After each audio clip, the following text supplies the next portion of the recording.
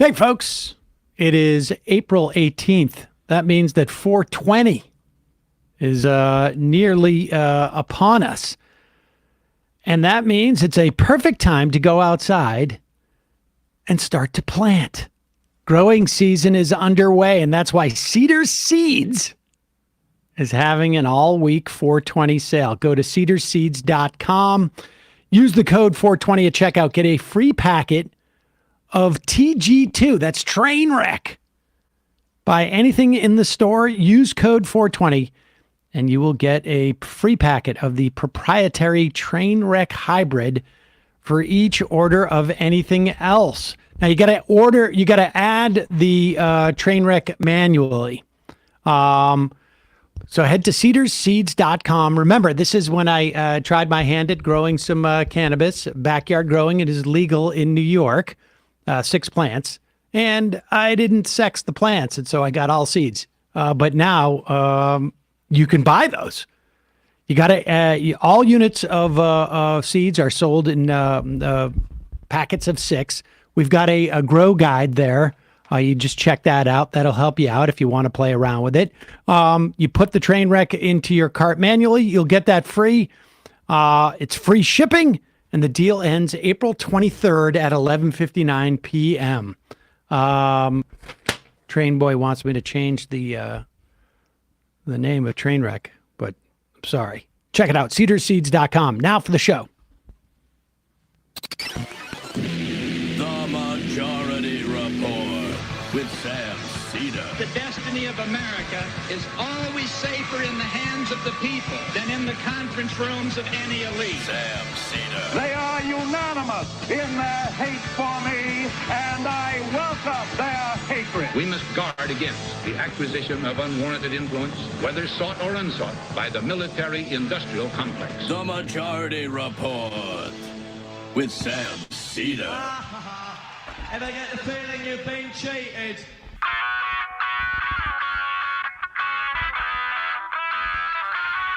It is Tuesday, April 18th, 2023. My name is Sam Seder. This is the 5-time award-winning Majority Report. We are broadcasting live steps from the industrially ravaged Gowanus Canal in the heartland of America, downtown Brooklyn, USA. On the program today, the Fox Dominion trial moving forward amidst Fox attempts to strike a deal. Also, that producer who had been told not to provide proper information in depositions, she apparently also had other information that Fox did not include in discovery. Meanwhile, the clock is ticking on Alito's stay of mifepristone decision. Plaintiffs were supposed to, or I should say, parties are supposed to file by noon, find out if they did that. Republicans reject a Feinstein committee swap, which of course they were going to. Kevin McCarthy shows his debt ceiling hand, and it's empty. Writers Guild of America, that's the film and television writers, vote to overwhelmingly to authorize a strike. New report, White House ignored child labor abuse of migrant children that led to that recent Department of Labor, ultimately, investigation. Meanwhile, 84-year-old man charged in the shooting of that black teenager in Kansas City. And meanwhile, in upstate New York, a man is charged in the killing of a woman who was in a car that drove down the wrong driveway. Minnesota advances automatic voter registration. And Ali Alexander, the Stop the Steal organizer, accused of soliciting sexual organ pictures from teens. Male sexual organs pictures. Sudan ceasefire fails to materialize as the country is on the brink of a full-on civil war. LA Mayor Karen Bass calls for a massive anti-homelessness project in LA. All this and more on today's Majority Report. Welcome, ladies and gentlemen. Thanks for joining us.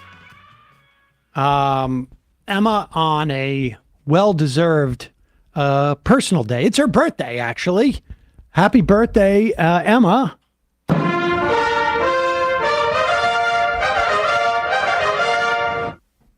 She's not even out of her 20s yet. Neither are you. Jesus. Ridiculous. Yeah, I know. Oh, I know. Absolutely ridiculous. Thanks for joining us. We got a lot to get to today. Matt, of course, is still on grand jury duty. So it's just Bradley and I in the office today. Starting off, let's just go to the, we predicted this yesterday, and it was probably happening while we were on the air.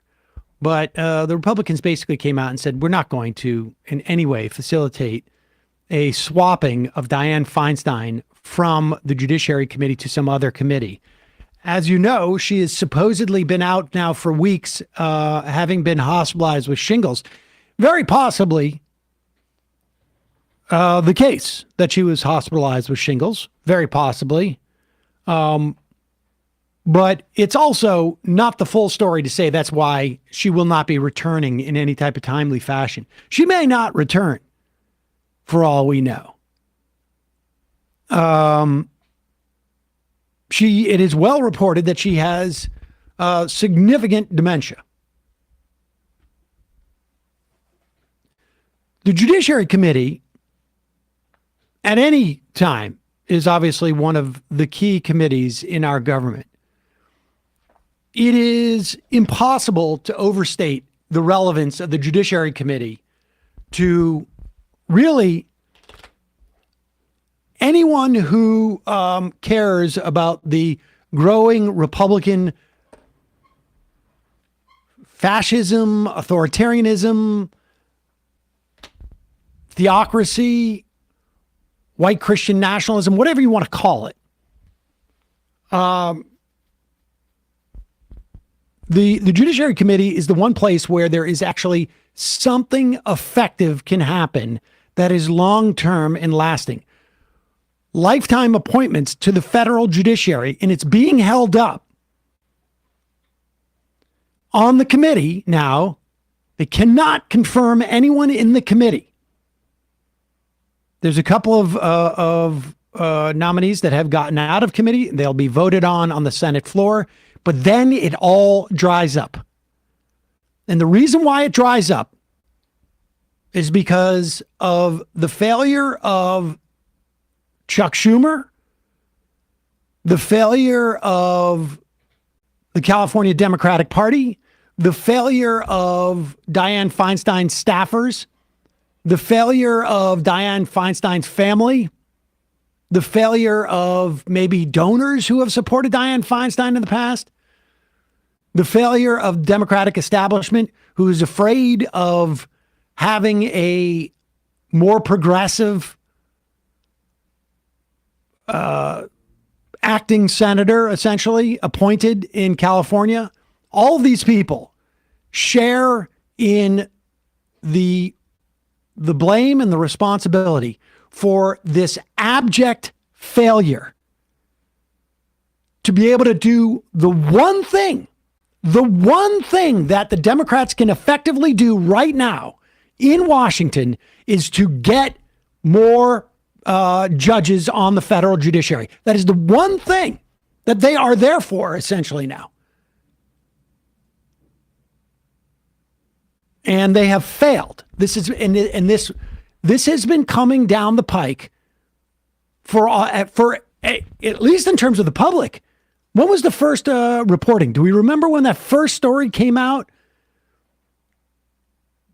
If we have access to this information, if it is enough of a problem that it's being reported, and I think it was in the Washington Post, that Dianne Feinstein doesn't even know where she is,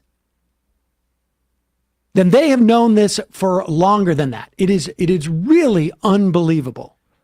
It looks like, the San Francisco Chronicle had reported on it in April of last year. Okay, so it's been 12 months since it was a big enough of a story that it was reported in the news.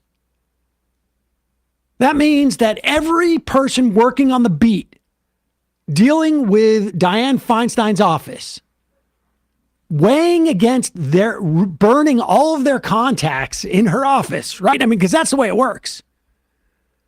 If you write this, I'm no longer going to be a source of information for you and help you with your job as a reporter. So they've known about this in the Senate for a year, and now here we are. So she needs to resign. All those people who have failed, everyone who voted for Democrats in Senate races in Pennsylvania or Georgia or wherever it is, you have failed all those people. And it is your job now to get Dianne Feinstein or whoever is in charge of answering her phone or whoever it is that's in charge of her daily functions, to get her to resign now. Because this is just untenable. You're going to waste the final year and a half of appointing judges because you're all afraid that if you get to be 90 years old and have dementia, or 89 years old and have dementia, or I don't care, if you get dementia at age 60. This is not, someone hosting a YouTube show. This is someone whose presence or absence, I should say, is doing daily harm to the country. Every day in which that committee cannot do its work, we are losing 1, 2, 3, 5, 10, 15, 20, and God forbid there's an opening on the Supreme Court. And the Judiciary Committee is 50-50. And also, with the Republicans sort of stonewalling this, really the actual easier path to rectifying this situation would be for her to resign and for Gavin Newsom to appoint a successor. Without a doubt. For it to just go through regular Without a doubt. Freshman senator. That person could be sitting on that committee in 2 weeks if she resigned today. Or a new person would be sitting, obviously, on a committee. Not necessarily the person who's appointed from California, but and listen to this, though. I mean, listen how much the Republicans are enjoying this. I mean, of course, you hear Cornyn, these are controversial nominees. We're not going to get involved in that. And understand, Feinstein herself, Feinstein's staff issued a statement asking that she be swapped out with another Democrat so the panel can advance judges until she's able to return. I mean, this is just absurd. Tom Tillis, I will vote against any attempt by Senate Democrats to temporarily replace Feinstein on the Judiciary Committee. Mitt Romney also rejected the proposal.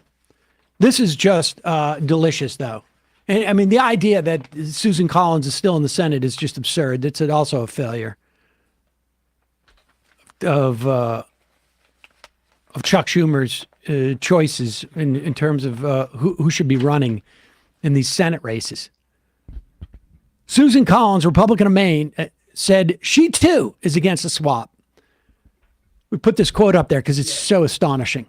She's been an extraordinary senator. She's a friend of mine. During the past 2 years, there's been a concerted campaign to force her off the Judiciary Committee, and I think that's wrong, and I won't be a part of that. The request came from Feinstein herself. I mean, when I say Feinstein herself, I'm talking about the people who work around her, who are letting her know where she is and what she should be signing. Does anybody remember when she supposedly said, I'm not running for re-election? And she was immediately asked, wow, that's amazing. You're not running for re-election? I never said that. Oh, yes, you did. What? Oh, I guess I did. Well, okay. Meanwhile, Dick Durbin, she's obviously sensitive to the fact that her absence has an impact on the committee. Again, when the word she is in there, replace that with the staffers who are running her office or doing or whoever it is in charge of these things. And he says, I'm not going to push her into any other decision. I think we can take care of the issue, do it very quickly, and I hope we can find 10 Republicans who will join us in that effort. Well, Dick Durbin's wrong. He was wrong. He was wrong. The ink wasn't even dry by the time he was proven wrong. I mean, God help us if this is anything other than just him being polite in public, and they're working on. They've drafted a resignation letter, and somebody's hand flying it to San Francisco, because this is just it's outrageous. And honestly, any single commentator or pundit or writer who claims that there's some other agenda associated with this, that it's misogynist, or that it's progressives trying to force Gavin Newsom's hand, is a liar. They are lying. They know what it's at stake here. It is putting more judges on the federal judiciary. Period. End of story. I don't care who it is sitting on that committee. Honestly. I mean, I'm trying to come up with somebody who I care about that could be on the committee, that if they were sitting on the committee, I'd be upset about it. Bernie Sanders, I don't care. If they can't show up, get them off. Got a couple of sponsors today. I'm sorry. This is it's got me angry. I shouldn't have spent so much time on that, but I was pissed about it. Someone just wrote, Feinstein's office phones don't either pick up or go straight to voicemail with no outgoing message. Nobody's there. I'm not surprised. I'm not surprised by that at all. Constituent services for the largest state in the country. Yeah, what are you going to do? We won't pick up. That's fine. Call someone else. Hey, I mentioned cedarseeds.com. Not only do we use Shopify at Majority Report, shop.majorityreportradio.com, where, incidentally, you can get those effing dork shirts. Those are selling like hotcakes. Check those out. But cedarseeds.com also. We need to get that thing up and running quick. The answer was obvious. It was Shopify. It makes it completely easy to sell online, and it also makes it super easy to sell offline, and lets you essentially coordinate the offline and online sales. Shopify also covers every sales channel. Like I say, you could do an in-person thing, like if we're ever doing a live show, or I don't know, if we go to a farmer's market and sell those seeds. Or you can sell across like social media platforms and marketplaces like TikTok and Facebook and Instagram. And I'm sure Twitter will set that up soon. I don't know anybody's going to be there anymore. But it has all sorts of tools that will help your growth. Shopify gives you complete control of your business and your brand. You don't have to learn any new skills or design or code or any of that. They have 24/7 help. They have an extensive business course library. They're just there basically to promote your success. This is Possibility. It is powered by Shopify. You can sign up for $1 per month trial period at shopify.com/majority, all lowercase. Shopify.com/majority, all lowercase. Go to shopify.com/majority. Take your business to the next level today. Shopify.com/majority. We'll, of course, put that link in the podcast and YouTube descriptions. Meanwhile, also, if you've got to ship something out, you got a business and you need to ship something out, which is, again, cedar seeds. And for me, back when I was, when we first started taking memberships, I was sending out DVDs. That's how long ago it was. Not 8-track tapes, though. But the bottom line is stamps.com. They've been doing this for 25 years now, and they've been helping businesses like yours, like mine, save time and money. Beauty is you can focus on your business itself and not the shipping part, because stamps.com has all your postage needs covered with discounts and great rates. All you need with stamps.com is a computer and a printer. They'll even send you a free scale, and you'll have everything you need to just start shipping stuff out. If you need package pickup, easily schedule it through your stamps.com dashboard. And if you sell products online, stamps.com seamlessly connects with every major marketplace and shopping cart. Super easy. You want to do this at 3 a.m? You want to get your postage ready at 3 a.m? You could do it. You get all sorts of discounts. You can set up your business for success when you get started with stamps.com today. Sign up with the promo code Majority Report. You'll get a special offer that includes a 4-week trial, plus free postage, and a free digital scale. No long-term commitments or contracts. Just go to stamps.com, click the microphone at the top of the page, enter the code Majority Report. Again, we'll put that link, the podcast and YouTube descriptions. Check it out. I mentioned briefly that the mifepristone decision. This is the decision by ultimately by the Fifth Circuit, saying that they're going to overrule the FDA's finding that mifepristone is safe by the FDA. This has been used in the country for a decade more. It's been in use basically in the U.S. since 2000. Okay, so two decades, right. 20 years. It is used in conjunction with misoprostol. That is still available. There's two things going on here. One is we have a right-wing theocracy, really, in the Fifth Circuit. The federal judiciary, again, crucial.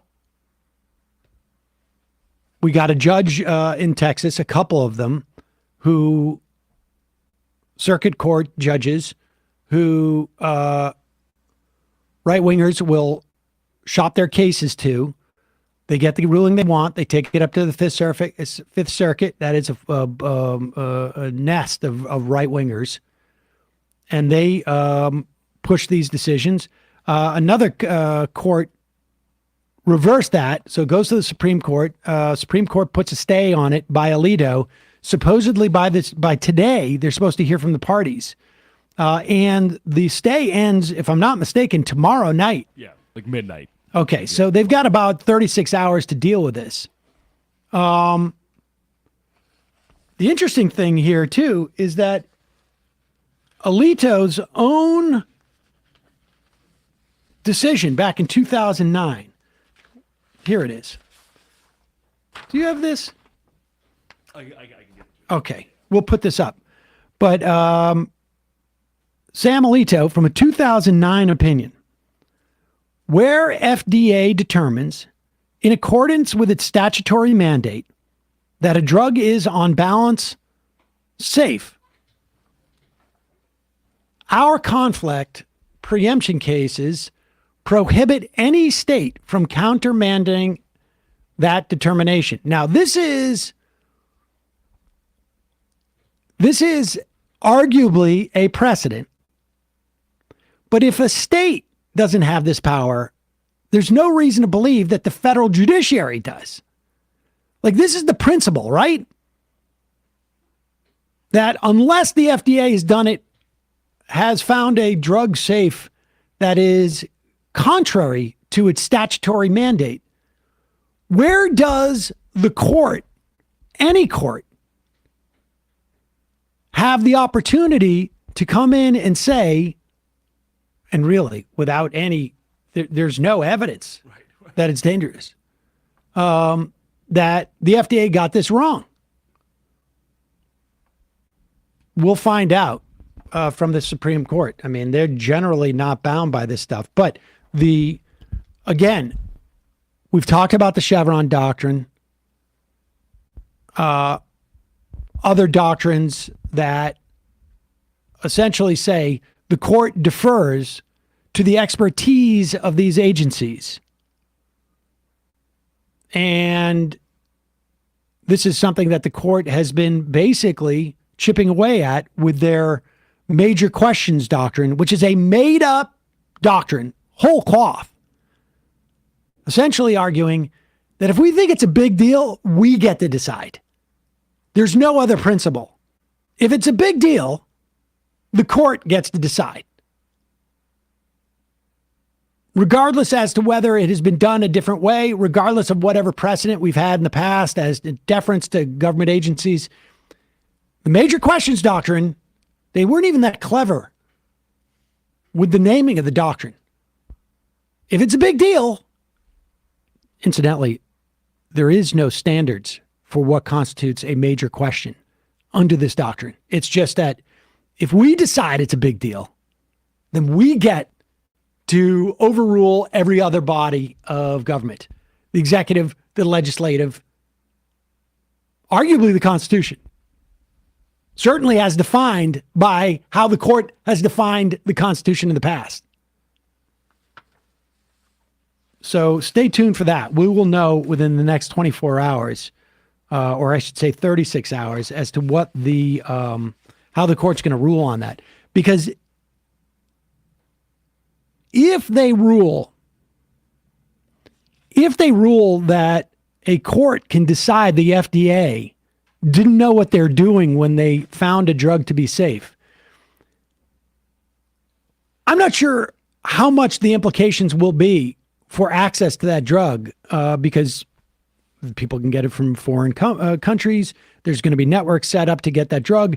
Misoprostol works in the same way. It's more effective and safer with mifepristone, in conjunction. But you're going to see, you talk about hindering the development and release of drugs.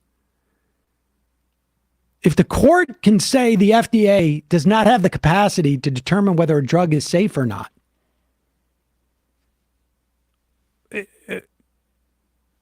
drug companies, what are they going to do?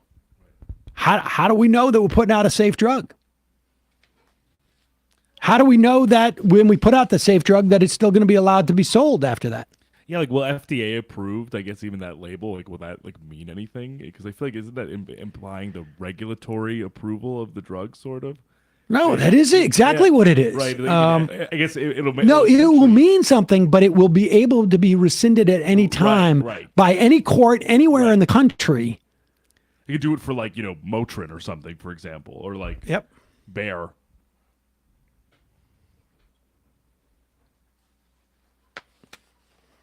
Golden Oyster Cult. If the Supreme Court effectively outlaws abortion by affirming the Fifth Circuit ruling, transgender healthcare is next. Well, I disagree that the Supreme Court would be effectively outlawing abortion by affirming the Fifth Circuit ruling.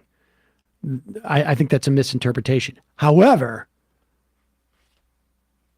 coincidentally, I do agree that we're going to start seeing cases as to both the ability of states to ban transgender care.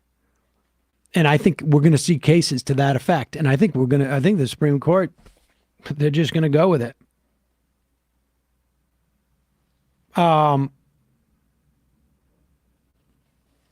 In fact, the lawyer, or I should say the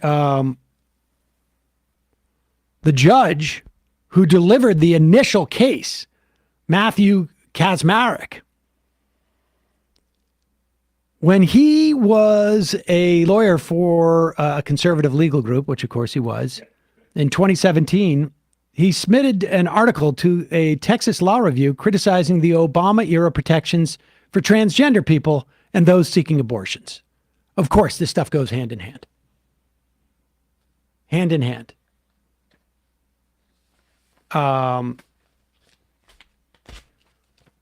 Let's talk about, there was a report. We don't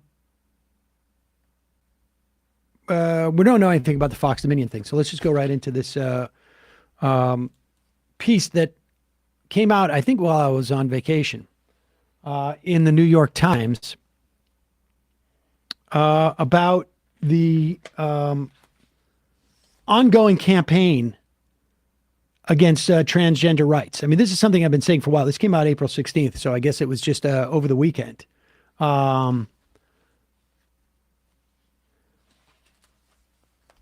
It's important. There are two things that struck me about this piece in the New York Times. One, it completely ignored its role in what we're seeing in terms of transgender rights. Oh, this is the one where it was like how it came to be a wedge issue, sort of. Exactly. Right? Yeah. How a campaign against transgender rights mobilized conservatives. Right. I put two graphs in. I got them. Yeah. Okay.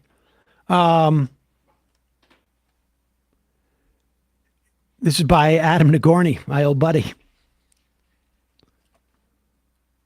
And Jeremy Peters, I guess. When the Supreme Court declared a constitutional right to same-sex marriage nearly 8 years ago, social conservatives were set adrift. We knew we needed to find an issue that the candidates were comfortable talking about, said Terry Schilling, president of the American Principles Project, and we threw everything at the wall. What stuck? Transgender identity. For social conservatives, and it is stuck at a pace, I'm reading now from the piece, that has stunned political leaders across the spectrum. It has reinvigorated a network of conservative groups, increased fundraising, and set the agenda in school boards and state legislatures. What's missing from this piece is that how much of a failure it's been electorally. Not mentioned whatsoever. Again, there's two things that are going on here. One, it's breaking down how this issue grew. And two, it is completely denying, well, really two things. One, the role of the New York Times and the so-called popularists who pretend that somehow this motivates anybody but the rock solid base of the Republican Party. Now, with that said, the reddest of states in the country, at least 20 of them, controlled by Republicans, have enacted laws that impact transgender care and rights. Times reports 1.3 million adults, 300,000 children in the United States identify as transgender. These efforts have thrust them at a moment of increased visibility and vulnerability into the center of the nation's latest battle over cultural issues. It's not just the issues, the efforts of the conservatives. I mean, the New York Times has promoted this. It was also the result of careful planning by national conservative organizations to harness the emotion around gender politics, with gender norms shifting in a sharp rise in the number of young people identifying as transgender. Conservative groups spotted an opening in a debate that was gaining attention. It's a sense of urgency, said Matt Sharp, senior counsel with the Alliance Defending Freedom. The issue, he argued, is what can we do to protect the children? Mr. Schilling had said the issue had driven in thousands of new donors to the American Principles Project, most of them making small contributions. So it's a big fundraising thing. It's huge in that way. The opening salvo was trans sports bans. It was the test balloon in terms of how they can frame these things. Once they opened up parents' rights frame, they began to use it everywhere, said Nadine Smith, the director of Equality Florida. Here's what's interesting, and the Times doesn't, again, the way that they're covering this, they really want to make it seem like there's some type of broad support for this agenda. And the fact is, it is not. To the extent that it's broad, it is about an inch deep because people do not largely care about this. People are largely not threatened by this. That's just a fact. But the way that the Times tries to sell the idea that this has broader support and is different from any of the past sort of like queasiness that the right had about, women using their last names or going by Ms. or even using their first names so that they're not called Mrs. Samuel Seder. Or the idea that gay people can exist or be teachers or can have rights or can get married. This is all the same trajectory. In the meantime, you're going to put hundreds of thousands of kids through hell. You're going to jeopardize the lives and the health and safety of at least 1.5 million people. And you're going to do it for profit and for electoral gain. They write, in a poll conducted in 2022, the Public Policy Research Institute, a nonpartisan research group, found that 68% of respondents favored allowing same-sex couples to marry, including 49% of Republicans. Now, if you present that figure, that could be an example of how easily, with proper leadership, people's opinions can change on things. Or you can use it as a way of saying somehow the transgender issue is different than the marriage equality issue, which is what they do. By contrast, a poll by the Pew Research found that 58% of Americans supported requiring that transgender athletes compete on teams that match the sex they were assigned at birth. 85% of Republicans held that view. Put up the graph of where we were just 15 years ago on marriage equality. Yeah. The percentage of adults who favor oppose same-sex marriage, 2001 to 2019. In 2002, the number of people who favored same-sex marriage was 38%.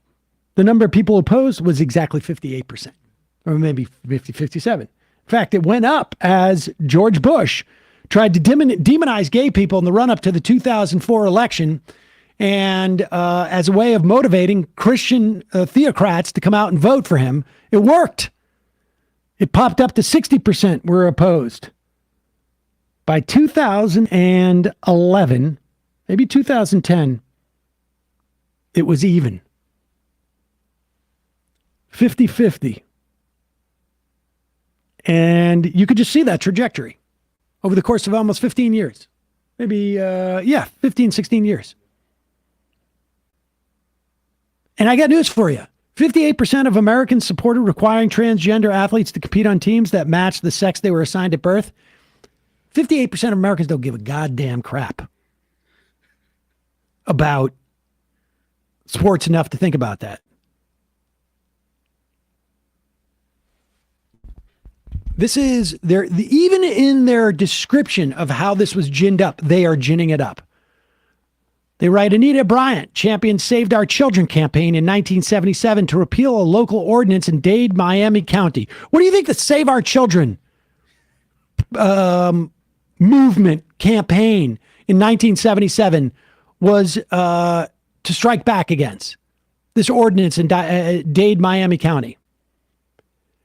That ordinance prohibited, it did not allow discrimination based on being gay. But Anita Bryant started a campaign called Save Our Children to get Miami-Dade, or Dade, Miami County, to repeal a law that said you can't discriminate against gay people for being gay.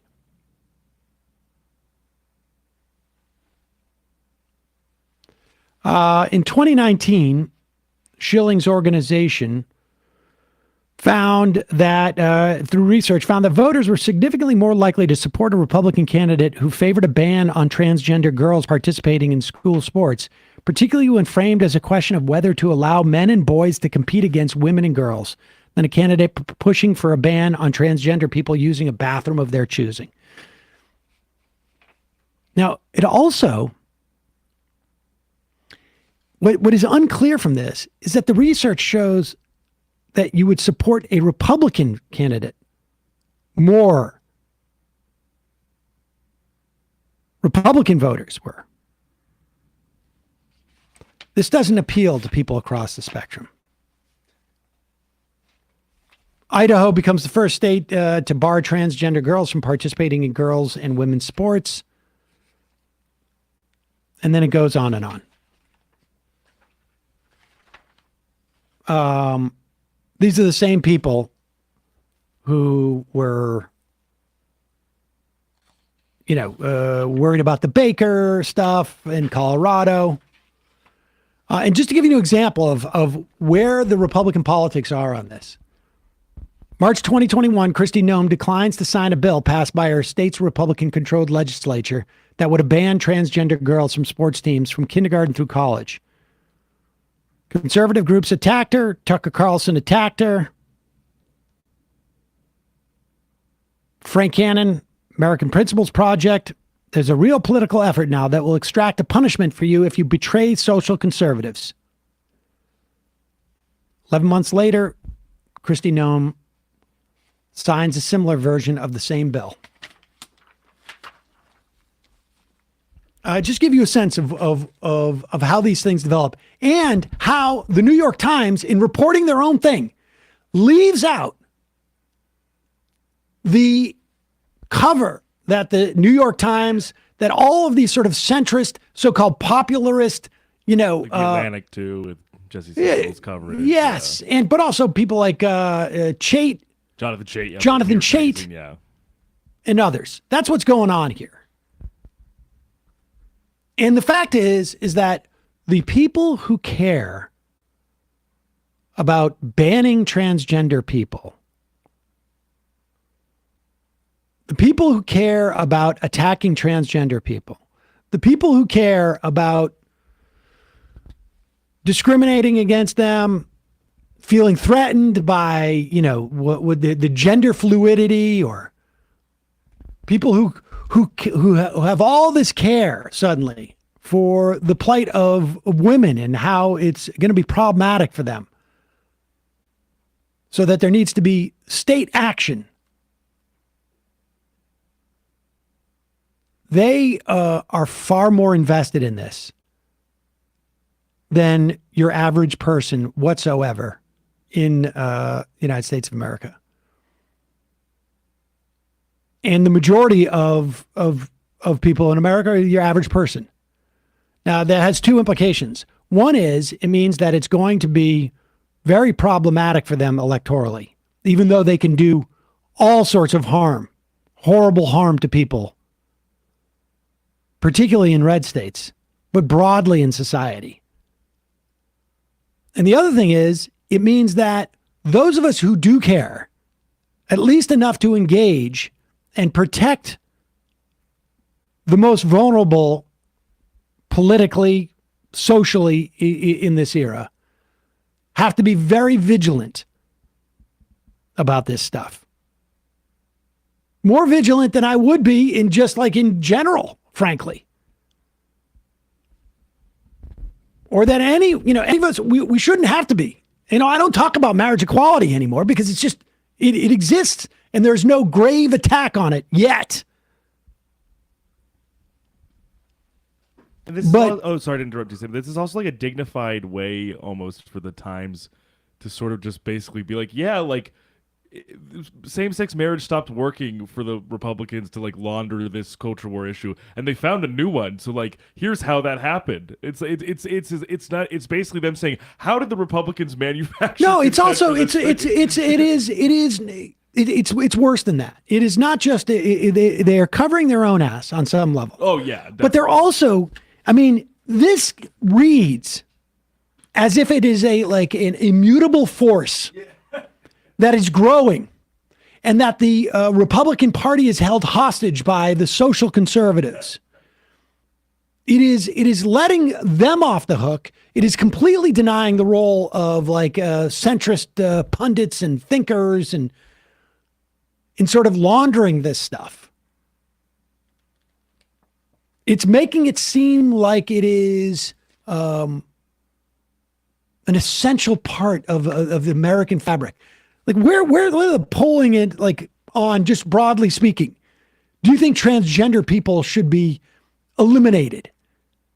Do you think people shouldn't have a right? Do you think parents shouldn't have the right to sit down with a doctor and, under the best understanding that the medical profession has now, determine the best course of action for their children? I'm not saying that the medical protocols are right or wrong. I'm not a doctor. And if medicine has to evolve and figure out, this is a drug we can give kids at this age, this is a drug we can give kids at that age, or this is the type of treatment we provide at this age, or that type of treatment we provide at another age. That's what medicine does. But, and frankly, if one sport says having transgender athletes, not an issue in terms of safety or competition or whatever it is, and there are other sports that make different determinations, that's on them. But the political aspect of this and the culture war that is being waged, everybody must engage in, or everybody who cares has to engage in. And these people are trying to launder their role in it. That's what's going on here. They're trying to launder their role in this. It's gross. And that's probably why Nagorny got that assignment. That was always his job. How do we make it seem like the New York Times is not a player in any of this? Well, because do you remember? How do we make it seem like the number one newspaper in the country, arguably the world, has no implications? What hits our opinion pages, no implications to what's going on culturally or politically. That's what he gets deployed to do. He did that in 2004 too. I remember it quite clearly. Honestly, it's unbelievable. Let's just talk about this brief story about in February, I think it was, right? The Department of Labor started to investigate the huge increase in child labor violations that are happening across the country. New York Times reports that there was ample evidence in the White House that this was ongoing, and it was ignored. In fact, in some ways, it was scoffed at. Tells the story of a woman named Linda Brandmiller. She was working at a emergency shelter for migrant children in San Antonio. Her job was to vet sponsors. The White House was feeling a lot of political pressure because of all the unaccompanied children that were in essentially cages. And they basically said, get these children out the door. Brandmiller realized that one of the children was set to be released to a man in Florida who had had multiple children released to him. She asked for the supervisor's immediate attention, and adding that the government had already sent a 14-year-old boy to the same sponsor. Brandmiller also emailed the shelter's manager a few days later. Her building access was revoked during lunch break. She was never told why, and she'd been fired. There have been 250,000 migrant children who have come to the United States alone Thousands have ended up in punishing jobs across the country, according to the Times, working overnight in slaughterhouses, replacing roofs, operating machinery in factories, all in violation of child labor laws. That was in that Times public report from February that got the Labor Department to crack down on companies that hire children. Times reports again and again, veteran government staffers and outside contractors told the Health and Human Services Department, including in reports that reached Secretary Xavier Becerra's desk, that children appeared to be at risk. The Labor Department put out news releases noting an increase in child labor. Senior White House aides were shown evidence of exploitation, such as clusters of migrant children who had been found working with industrial equipment or caustic chemicals. As the administration scrambled to clear shelters that were strained beyond capacity, children were released with little support. Sponsors who expected them to take on grueling, dangerous jobs. HHS officials said the department vetted sponsors sufficiently but could not control what happened to the children after they were released. Monitoring workplaces was the job of the Department of Labor. Department of Labor said inspectors had increased their focus on child labor and shared details about workers with HHS, but said it was not a welfare agency. So all they could do was not protect the children. They could just fine the employers. HHS says, well, we couldn't protect the children because we're out. We can't go into the employer's place. Brad Miller said, if I saw it, they could have put it together. They could have connected those dots. No one ever did. They found that boy that she was worried about. He is living in Florida City, Florida, separated from his family in Guatemala. In an interview last summer, he sat on a mildewed porch of a house crowded with other children. He said he was working long shifts in a refrigerated warehouse packing vegetables for distribution around the country. Had not seen his sponsor in months. 14-year-old boy. In 2021, as images of children sleeping under foil blankets in overflow centers dominated the news, Susan E. Rice, the White House's head of domestic policy, told staff members she was frustrated with the situation. This is according to 5 people who worked with her. Ms. Rice vented in a note she scribbled on a memo detailing the position of advocates who believed a pandemic-era border closure was compelling parents to send unaccompanied children, sometimes called UCs. So you understand, Title 42 is in place. You cannot get across the border. You've got COVID decimating countries in Central America. They certainly aren't equipped to deal with it in the way that we supposedly were.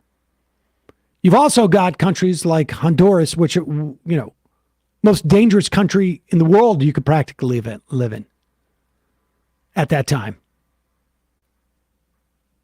Parents are sending their kids across the border because they will not be sent home. Rice writes, "This is BS." In the margin of the memo, what is leading to voluntary separation is our generosity to unaccompanied children.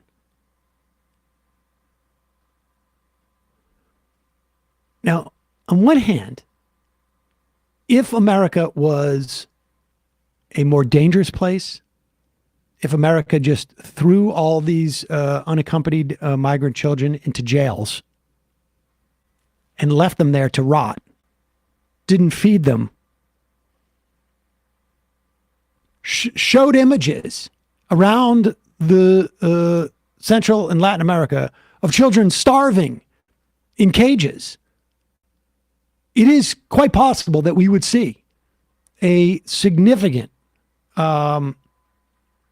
less frequency of parents sending their kids across the border.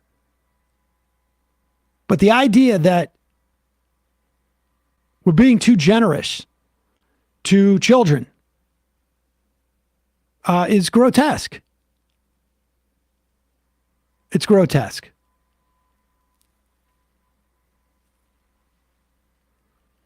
Under the law, the Department of Health and Human Services is responsible for vetting sponsors to ensure that they will provide for children's well-being and protect them from trafficking or exploitation. But as shelters filled with children, the department began loosening some vetting restrictions and urging case managers to speed the process along. Longtime HHS staff members complained that the changes endangered children. It was maddening, says Vivian Grabert, a White House advisor who worked with Ms. Rice on migrant issues. Administration officials grew exasperated, believing these workers were clinging to protocols that kept children in shelters when it was better for them to be in home with an adult. So you see what was going on here. Now, the reason why they wanted the idea that they were concerned about the children being in a home with an adult is BS. They were concerned because Fox News was putting images on, and there was pressure about the numbers of kids, and they wanted it off the front pages. That's what's going on here. And they would not dedicate the resources that were necessary. I mean, the rest of this is pretty depressing. But it's also, the administration obviously deserves a lot of responsibility for this. But it's also because we're just, as a country, we just continue not to care enough about protecting immigrants. That's just the bottom line. Don't have the same level of fervor that we had during the Trump administration. There isn't the same level of advocacy. And also we have a media that also refuses to address these issues in any meaningful way. I mean, the Times has done a great job with these pieces. But if you look at the way that the Arkansas rollback of child labor laws was reported, put this up. What changes under put this thing up that you gave me from Axios? What changes under Arkansas's loosened child labor law? The word undocumented child. Those two words do not show up whatsoever in here. You have one mention of the word immigrant at the top of the piece. Why it matters. Child and immigrant advocates worry that eliminating the permits, that's what was done. Teens under the age of 16 no longer need a work permit through the Arkansas Department of Labor and Licensing before they can start a job. They worry that the eliminating permits make it easier to get away with violating child labor laws and for predatory employers to take advantage of disadvantaged children who don't have parents looking out for them. Who doesn't have parents? What broad cohort of children in this country do not have parents looking out for them? Unaccompanied migrant children.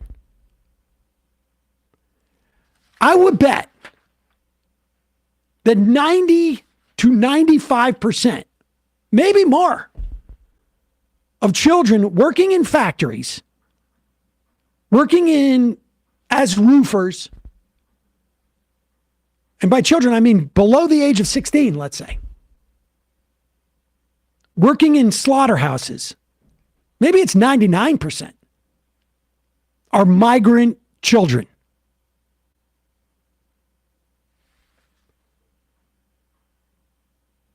This is what it does. Teens 16 and up do not need a permit for employment. Rules for ages 14, 15 remain more restrictive than older teens, how late they can work. Those are generally.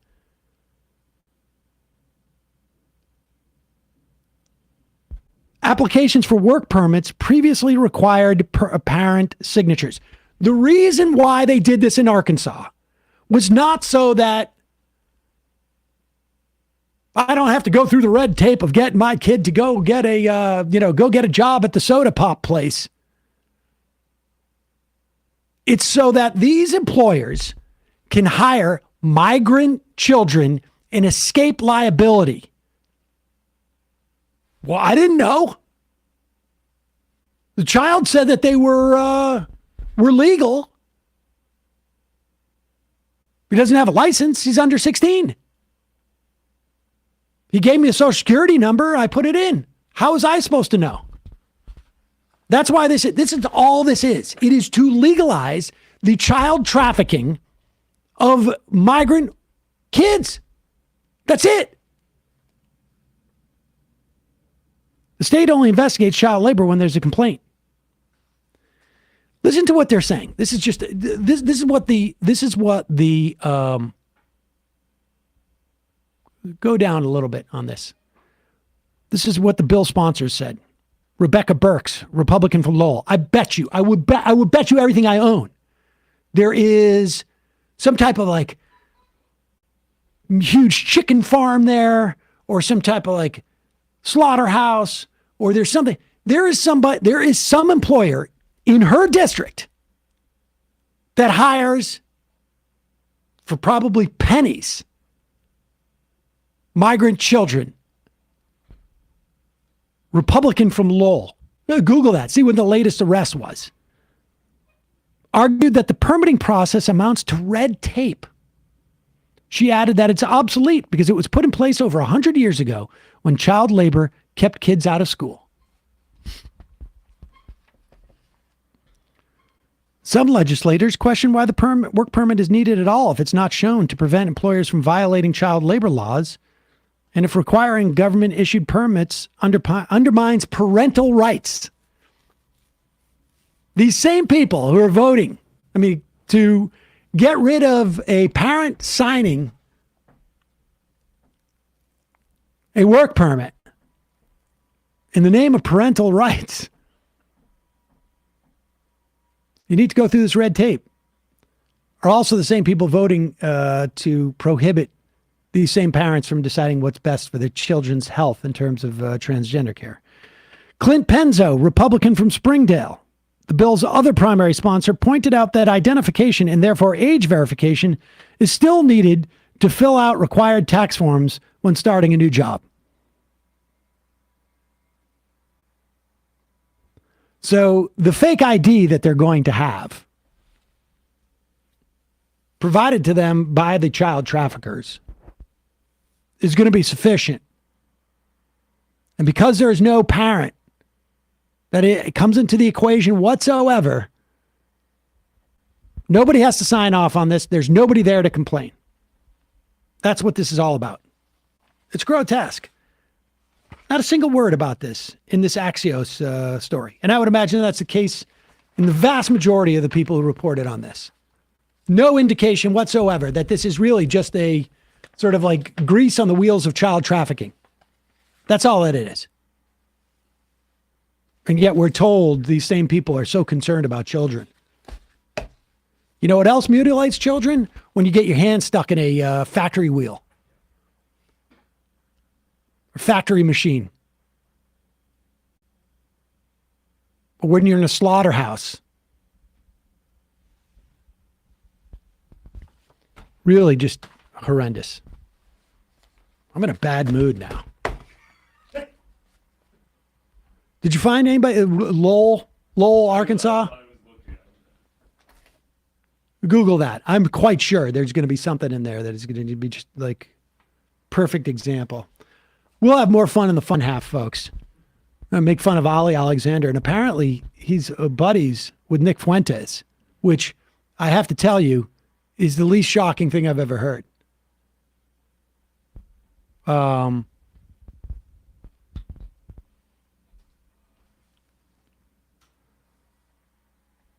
right, the number is 646-257-3920. Just a reminder, it is your support that makes the show possible. Still going through some stuff with the ads. That's going to be a problem for a while, I think.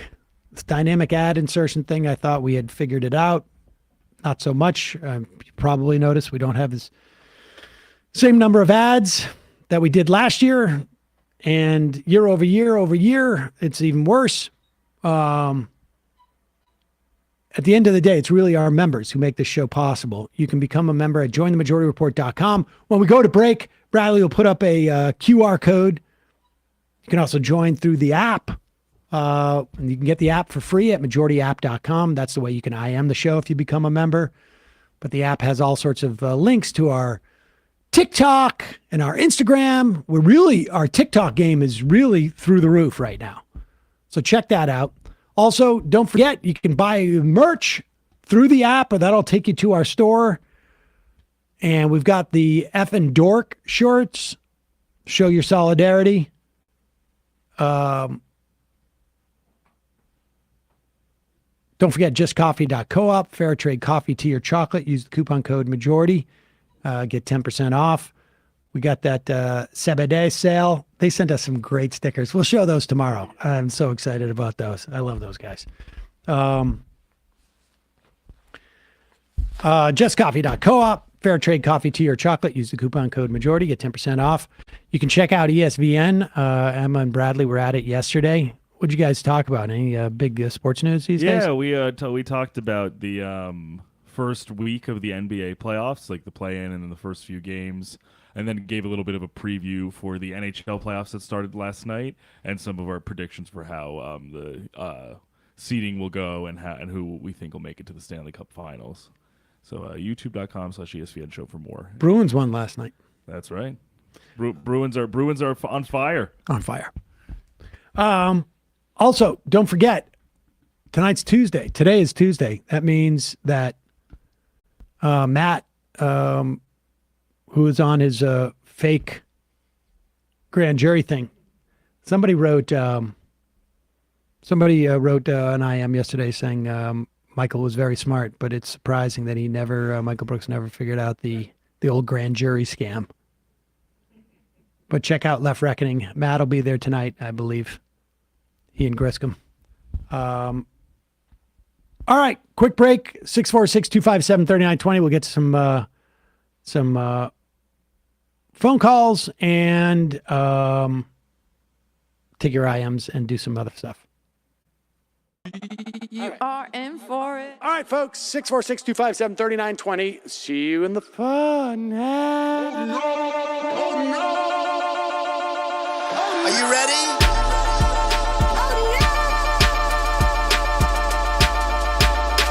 Who sent us this? Anarchy. Alpha males are back. Boy is back. And the alpha males are back. Just as delicious as you could imagine. The alpha males are back. Boy is back. And the alpha males are back. Just wanna degrade the white man. Alpha males are back. I take all of it to my throat. Alpha males are back. Snowflake says what? The alpha males are back. You are a madman. And the alpha males are back. Oh no, Sam Seder! What a fucking nightmare! Bring back DJ. Yeah, or a couple of them. Just put them in rotation. DJ Danner. Well, the problem with those is they're like 45 seconds long, so I don't know if they're enough of a break. That's fucking nonsense. You see white people doing drugs, they look worse than normal white people, and all white people look disgusting. And the alpha males Psych. Fuck them. Snowflake says what?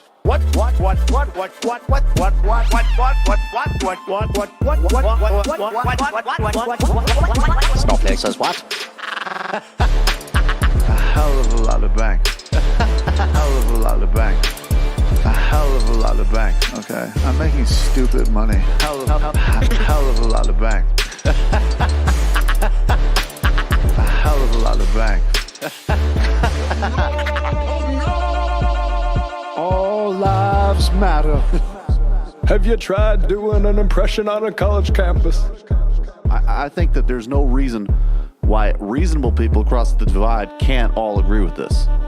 Psych. And the alpha males are back. And the Africans are black African. And the alpha males are black. And the Africans are back. When you see Donald Trump out there, doesn't a little part of you think that America deserves to be taken over by jihadists? Keeping it 100. Can't knock the hustle. Come on, fuck them. Things I do for the bigger game plan. By the way, it's my birthday. Happy birthday to me, Jew boy. I have a thought experiment for you. And the alpha males are back. Africans are black.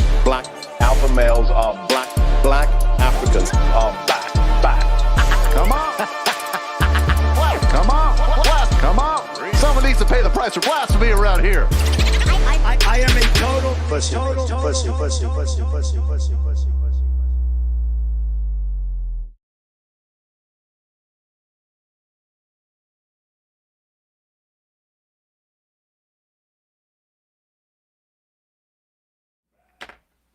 We're back.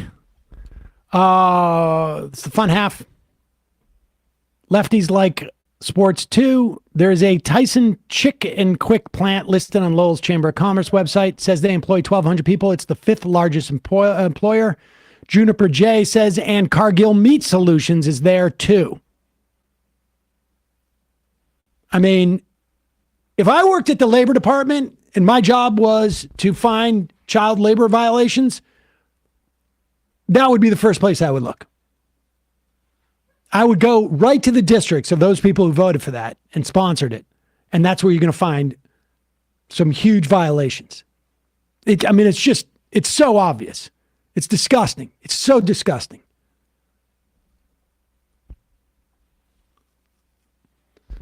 Kinnick, any way we can upgrade our membership to help the show? Don't know how I would survive staring at spreadsheets all day without the MR crew. That's very kind and much appreciated.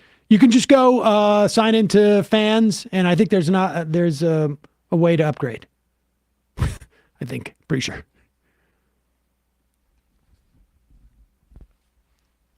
Bumbler, welcome back, Sam. Everyone on the Discord missed you, including me.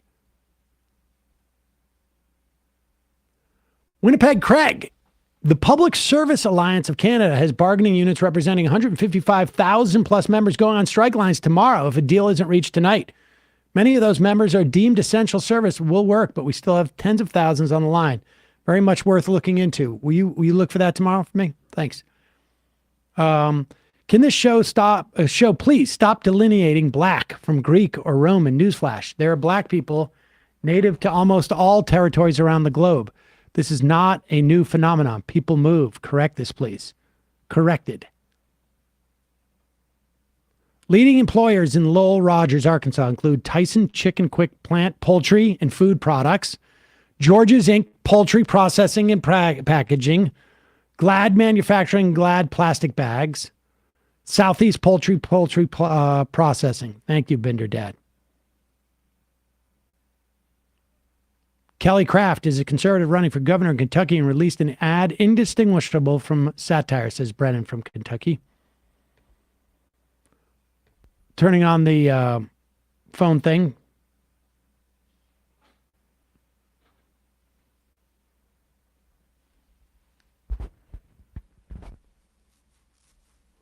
What's a good rebuttal to someone who talks about wait times in Canada for healthcare when you're arguing for universal health care? Access to health care in this country. Do you know how much the wait time is for tens of millions of people in this country? It's forever. That's how long you have to wait.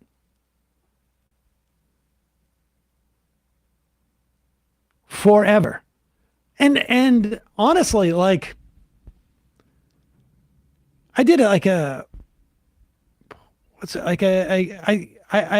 my doctor said I should get a sleep study. It took me 3 months. There's wait times in this country too. There aren't wait times to see your general practitioner. It's a wait time for specialty stuff in Canada, to the extent that there are any wait times.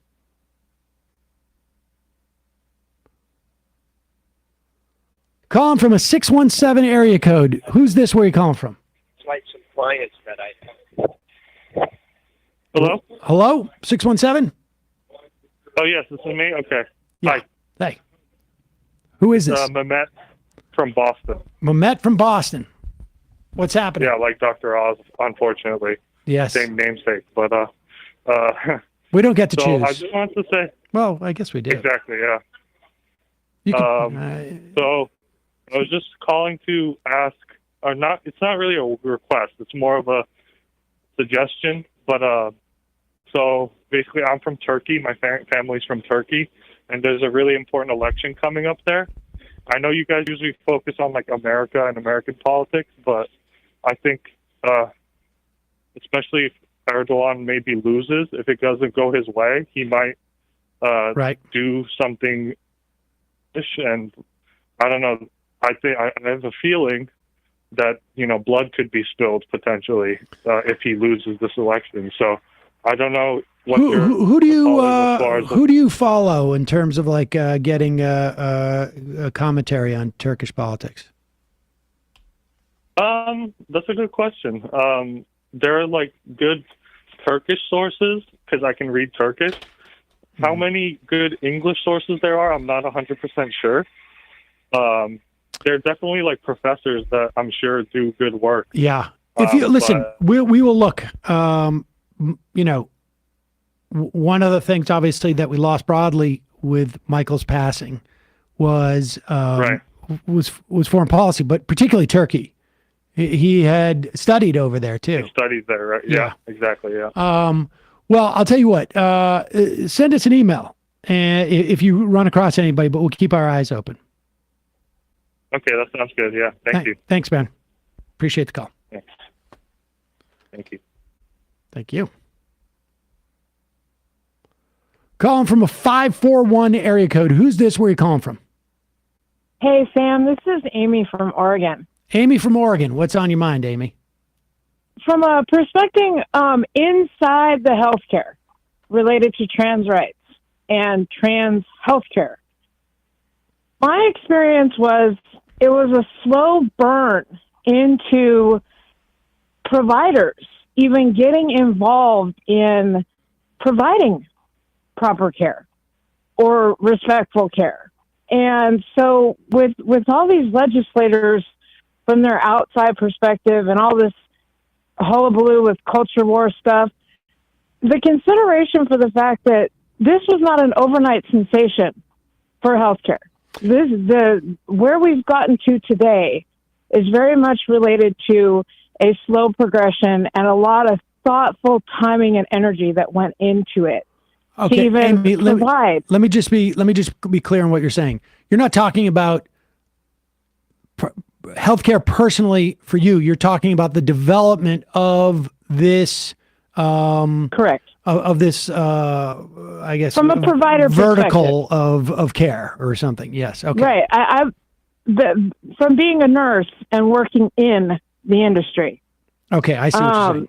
This is not something this did not get created overnight. In other words, this has been, and I think look, I mean, of course not. I mean, I think because, although that the need for this care certainly has been around certainly through my whole life. Oh yeah. I mean, in the 70s, you would hear more somebody would have to travel to Sweden or something like that. Correct. Yes. And over the years, as the country became less bigoted and there was, more, I guess, broadly speaking, more acceptance in our society. And it just frustrates me that in all of the other things that they're doing, like up at the Supreme Court or in a Kazmarik's court, to take away from that and discount that is just another thing that they're just completely going past. It's disgusting. Anyway, I just wanted to put that out there as another thing to consider in all these culture wars that are going on. Is stop and think about it for a minute. What has happened over the lapse of time for all of the acceptance, all the way across the board? Anyway, thank you. I appreciate it, Amy. Thank you. All right. Bye. I mean, I vacillate going back and forth between actually giving, because it's hard to know exactly which of the people that you have to sort of accept to have good faith and not good faith. And they're just ignorant or they know and they just don't care that this isn't something that happened overnight. Devoid Realty, of course. Yes. Gene Bajalan, we should have on to talk about Turkey. I don't know why I didn't even think about Gene. Of course.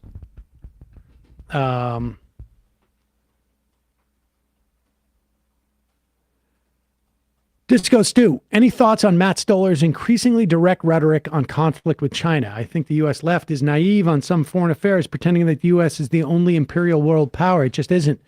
Not advocating war with China, but this country with 1 million Muslims in concentration camps and offering developing nations worse deals than the IMF. To be honest, I haven't seen Matt's tweets or on this. I am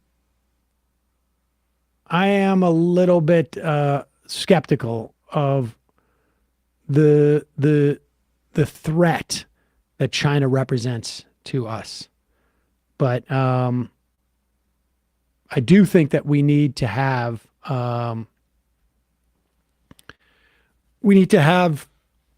better, supply lines. I do think that we need to not have our foreign policy dictated. I mean, this is like saying, it'd be nice if I had wings, but our foreign policy not dictated by multinational corporations that are attempting to exploit certain markets, and that's the only reason why we do certain things.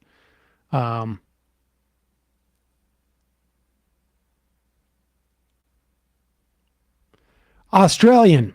Sam, I have a nurse come to my house 3 times a week for wound care, and I will never have to pay anything.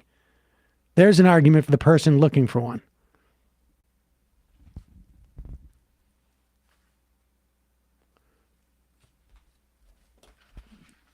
You know how much I love this, so we got to play this. The Republicans, the Donald Trump and Nikki Haley, I think, are the only 2 people, and that other guy, I can't remember his name. Oh, Vivek Ramaswamy? Yeah, are the only ones who have basically declared. Yeah, because Tim Scott, announced his exploratory committee, but he didn't say, I'm running for president. Right. As officially. But it is nice to see the 2, at least presumed frontrunners, Donald Trump and Ron DeSantis, and Tiny D may not even actually run. But it's fun to see them fighting about which one of them is a greater Social Security champion. This is the best thing that has come out of this era. Play this ad. This is a Ron DeSantis ad attacking Donald Trump.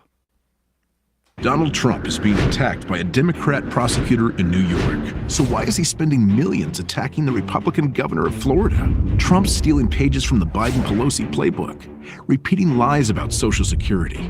Here's the truth from Governor Ron DeSantis. We're not going to mess with Social Security as Republicans. What did Trump say? Entitlements ever be on your plate? At some point they will be. We will take a look at that. Trump should fight Democrats, not lie about Governor DeSantis. What happened to Donald Trump? Never Back Down Inc. is responsible for the contents of this ad. Never Back Down Inc. They're arguing as to who's going to protect Social Security and Medicare more. And the value of this, I mean, I think that's, frankly, I think it's a crappy ad. I don't think it's a terribly effective ad. It's got such mixed message. Yeah, right. It starts off with the only thing that Republicans and conservatives care about. Democrats are attacking you. Democrats are attacking Donald Trump. Ad over. It's all support that from this ad is going to Donald Trump. It's unclear to me, what part of the Republican, it's so convoluted. There's 2 messages that have come across in this ad. One is Donald Trump is under attack. He needs your support. It's coming from Democrats. You've got to pay him money. You've got to pay him money, which is exactly what's happening. His fundraiser exploded because Donald Trump broke the law on multiple occasions. Is now actually there's prosecutors finally going after him. That's the first message. The other message is Social Security is important and needs protecting. The fact that they're squabbling over who protected it or not, you're just looking at the ad and you're like, I don't know, maybe, I don't know. But the one thing you walk away from that ad is Social Security needs to be protected. So, I mean, if that organization is going to put out more ads, I think I might donate. They're going to do more of that. Do Medicare. And then when you're done with that, how about we need universal single-payer health care? Unbelievable. I don't know. I honestly, the level of incompetence, it's really impressive. Well, because it also, like, I don't think that this doesn't make me feel more confident about the DeSantis apparatus going into him potentially announcing a candidacy. I'm like, oh, okay, so this is the best you can do in terms of kind of quote unquote hitting back at Trump when Trump is literally like Trump is going to basically call DeSantis a pedophile in like 3 weeks. I sort of feel like he did that 3 weeks ago. I think. I don't know. Maybe that's why he's pictured with young kids. I don't know. It's strange. Boy and girl. Tiny D. I mean, I am starting to regret backing off of my hard prediction that DeSantis was not going to run, because I still think it's possible he doesn't run because he's not getting any traction. He's in a bad spot though, because absent, like the legislature basically getting rid of term limits in Florida, in 2028 he won't even be governor. Yeah, that's his fear. Like he won't have like necessarily the position to sort of tout his record in the state. The only thing is he runs for Senate. Maybe. Yeah, I guess right. If he does the Rick Scott route, gets in the Senate. Yeah, and I mean, he's got a problem. His numbers just keep going down. His numbers just keep going down. We'll see. But the winner is Social Security, and I like that. I'm in favor of that. And of course, he could just hang around. Maybe he's just waiting to see if Trump kicks it over the next month. But if he doesn't run, he runs the risk of looking like he's weak. But it's an interesting dynamic. And the ancillary benefits of this too. Even now, how many years ago was it that Charlie Kirk was running? Social Security is going to run out. It's not going to be there for us kids, fellow kids. Who's older? Is Charlie Kirk older than you? He's I think he's just 30 or 29 or 30. Yeah. He's older than half the people in this office. Right. And any given day. Is he still pretending like he's with the college students, or is he not doing that anymore? Here's Charlie Kirk. Both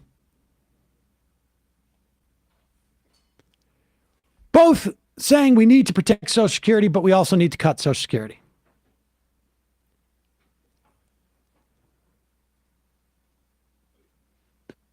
I don't like this ad. Apparently it's effective.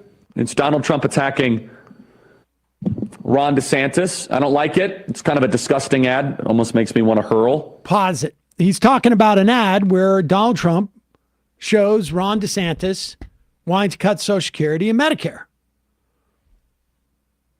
I mean, it has been outside of the last Republican national platform, which said, we only stand for supporting Donald Trump.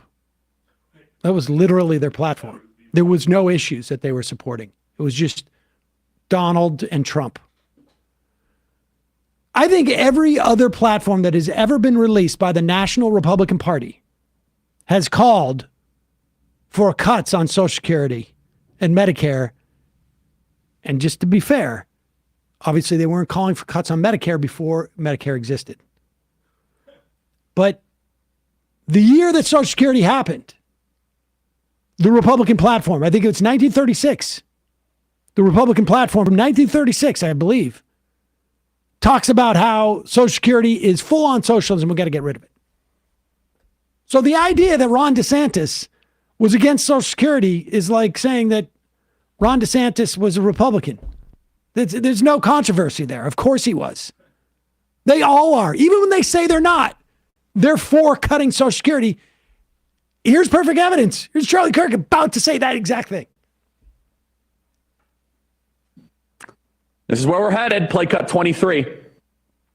Ron DeSantis loves sticking his fingers where they don't belong. And we're not just talking about pudding. DeSantis has his dirty fingers all over senior entitlements, like cutting Medicare, slashing Social Security, even raising our retirement age.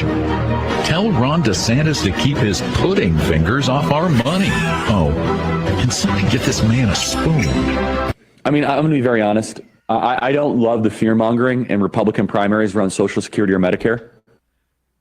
Current beneficiaries, I don't think anything should be touched. But yes, there need to be some adjustments for future retirees. Adjustments. And if you even say that, it's like the third rail, especially amongst Republican voters. We get emails from you. Charlie, I hate DeSantis because he's going to touch Medicare or Social Security. Like, come on, guys. That's not true, first of all. It's not a good attack. Secondly, let's just get a little bit deeper than that. That is a left-wing fear-mongering tactic. I don't like it, but apparently it's effective. I'm just saying, I'm just calling balls and strikes. Pause it. I'm trying to understand the balls and strikes here. Because he's calling balls and strikes at the same time. He's calling a single pitch, both a ball and a strike. He is saying it is fear-mongering. Republicans are not in favor of cutting Social Security and Medicare. Although we need to make adjustments. What does that mean, adjustments? Is he advocating for expanding Social Security and Medicare? Because if he is, we're on the same side about this. Yeah, let's go with Charlie. I think we should increase benefits on Social Security, and let's just start with the Medicare age. Let's drop it to 55. Because boom, guess who gets Medicare? I'll take it. I'm willing to drop it to 50 or 45. We could do it at 35. We could do it at 25. Is that what we're talking about? Let's Medicare at 25. And until you're 25 years old, you can be on your parents' health care program, which would be Medicare. So if that's the kind of adjustment we're talking about, no, he's talking about cuts. He's talking about cuts. So he's calling balls and strikes, but he's calling it on one pitch. Ball strike. Strike ball. That's what he's calling right there. And it has been called the third rail of politics. I should just tell you, because I know there's younger people who watch Charlie Kirk and they're like, oh, look at him. He's what a clever turn of phrase. It has been called the third rail of politics from prior to Charlie Kirk, maybe even his parents being alive. It's been the third rail of politics for at least 40 years. But continue on with this. This is what's so great about this. It was so great about that moment in the State of the Union address where the Republican Party had to, he's lying. We're not going to cut Social Security. So fantastic. I love it. I'm just saying, I'm just calling balls and strikes. I'm just trying to tell you how it is. Oh, that was it. Okay. Yeah. Balls and strikes.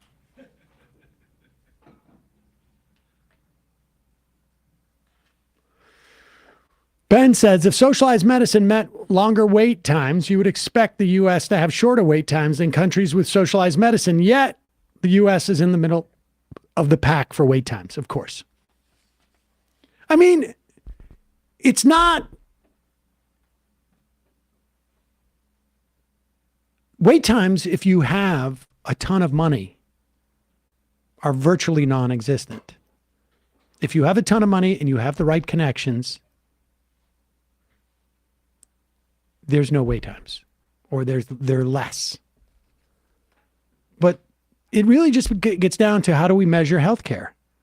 Do we want a system that if you're a Saudi Arabian prince, you will travel to get the best healthcare in the world? However, for the vast majority of the citizens of the country, you're getting mediocre care, and it's also bankrupting you. Or good care and it's bankrupting you. Or bad care and it's bankrupting you. Or do we want a healthcare system where princes don't necessarily come to your country, But everyone gets good, decent care, and it doesn't bankrupt them. In fact, it doesn't cost them anything. It doesn't cost them any more stress. And health outcomes are better, period. I mean, that's the bottom line. Like, I don't know how to really measure the quality of the care outside of outcomes. And that may be a function also of access. If I can go see my doctor for something small because I'm not worried about the cost associated with it, then maybe it doesn't metastasize into something worse. Dave from Jamaica says the pudding fingers ad was a good ad. It was a good ad. That was a great ad, actually. I love that ad. I was saying with Emma last week, like, I thought the great button at the end was like, it's about his weird behavior and also his wanting to cut entitlements, but at the end it's like, use a spoon, you freak. There's something so gross. To why it is, you know, it is Trump diminishing him. Yeah. He's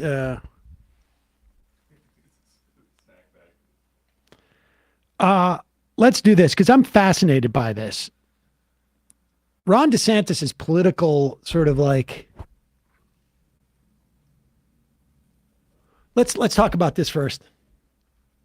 This is like, well, we'll talk about it in a second, actually. Ron DeSantis has like political weather vane, like his assessment of things just seems to me to be off. Like the war that he's waging with Disney just seems to me to be bizarre. And I can't tell, and like, you know, it gets hard from a distance. Like personally, I have my own war with Disney because I went down there with my kids and had to do that damn Genie Plus thing. And it's been a year and a half and I'm still trying to recover from having to sign up for the Genie Plus at, 6:30 in the morning and swiping down so that we can go see, what the big Star Wars, there's a big Star Wars thing at Hollywood, Disney Hollywood, and you got to get the Rise of the Rebellion or whatever it is. You get on that ride. And like, I'm still recovering from how difficult that was. But I just don't think that people see Disney as evil, at least from like, I have problems with Disney because media concentration, because of things like extending trademark and et cetera, et cetera. But I just don't think your average American sees Disney as some type of evil thing. And Ron DeSantis keeps attacking Disney. It's bizarre. And it's not terribly effective. Here is Ben Shapiro, of course, applauding these attacks because he perceives Disney as not towing the line of the religious fundamentalism that Shapiro espouses. Disney has been on the retreat socially since people decided they don't wish to invest in their product. We'll see if Disney continues to double down. And the great suspicion is that in Frozen 4, they'll make Elsa a lesbian. By the way, if they do that, it is the end of Disney as a company. Predict it. You can write it down. It is April 17th. All right, pause it 1 second. Pause it 1 second. First off, the fact that Disney has had any losses in terms of revenue is all coming from Europe. It is not coming, or it's coming from their streaming service or something like that. It is not coming from any of their direct products at all. That's just simply a lie. It's something that they're trying to tell themselves to soothe themselves because that these theocratic conservatives are trying to pretend that there's enough of them out there that care about Disney. I don't even know what they're mad about Disney at. Like some of the elves or whatever, like the dwarves are gay or something, or what is it? He's saying that he's heard that in the newest installation of Frozen. Well, no, I know what he's saying about Frozen, but I don't even remember what the original offense was that they have. They're not discriminatory towards LGBT folks, or they have LGBT days at Disney, or yeah, and there was like a leaked like meeting where like a programming head was like, "Oh, I want to like insert my queer ideology into some of these things." I got news for you. Something like that. That's been going on for years and years. The Disney animators are sort of famously like inserting Easter eggs almost. Or oh yeah, like that. Like, of course. I got news for you about Hollywood too. Ben Shapiro's Hollywood. He's really going to be upset about this. There's been, in fact, you're not going to believe, like Rock Hudson and like there's been gay people in show business and for a long time. Masculine. I mean, Rock Hudson was, masculine. Oh, icons. Heartthrob. No, yeah. heterosexual icons. Yeah, exactly. Shocking, right? But here is, but he's lamenting now.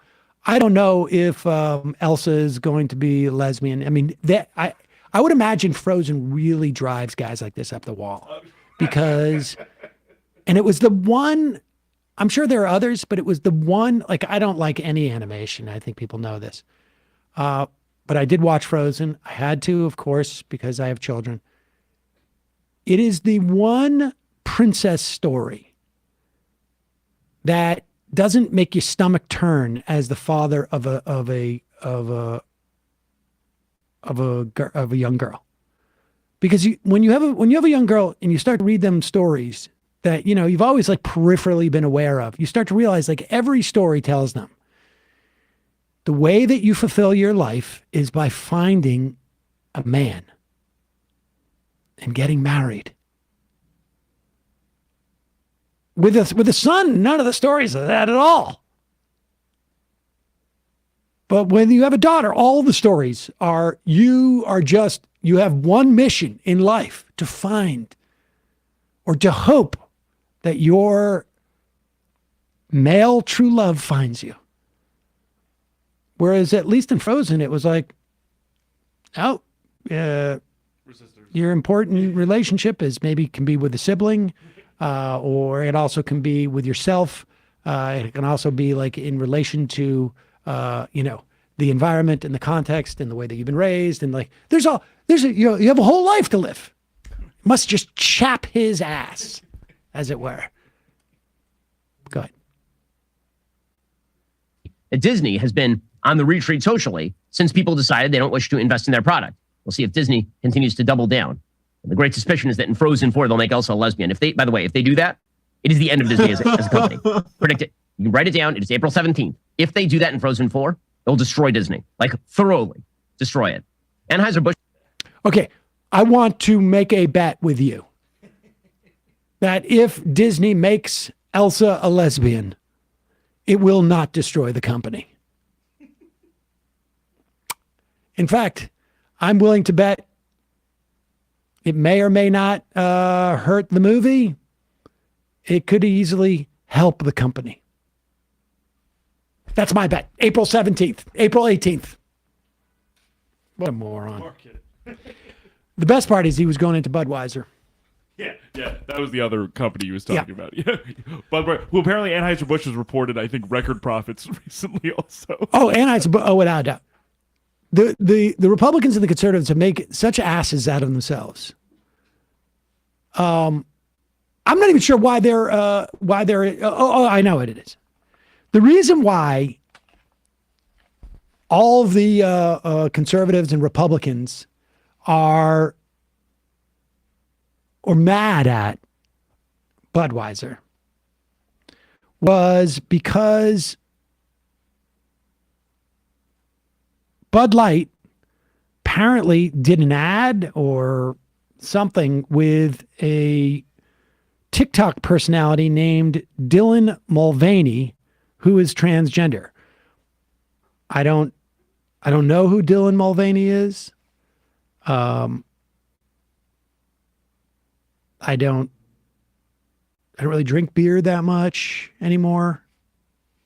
But it is hilarious how, like, they do this time to time. The Republicans, they try and run these like big boycotts, and it worked back in the day.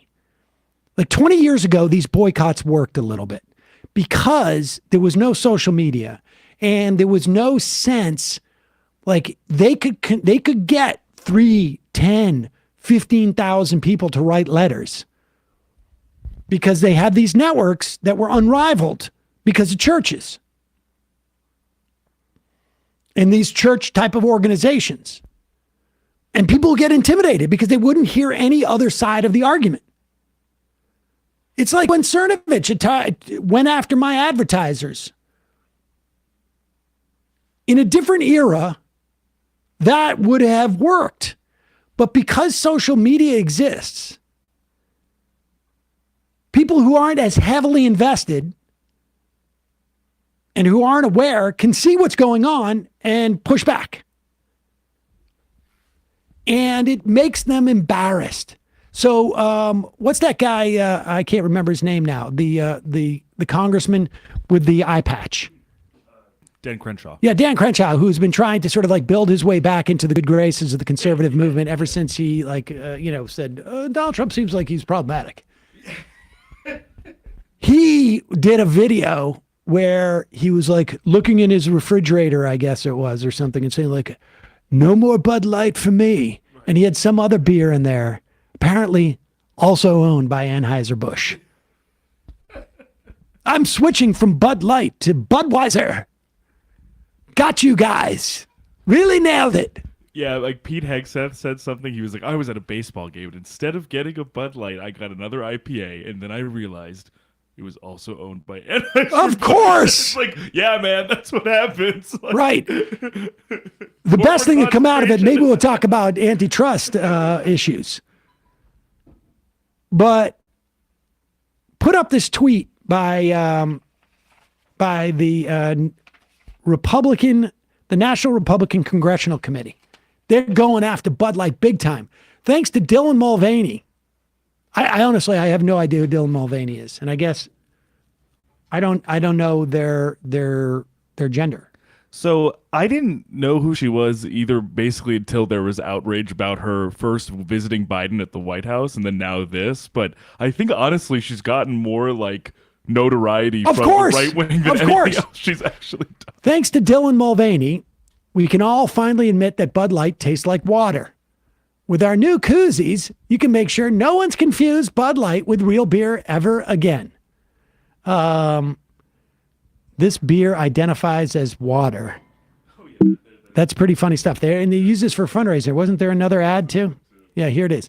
This is a limited edition koozie. Just chip in $10 to claim your limited edition koozie.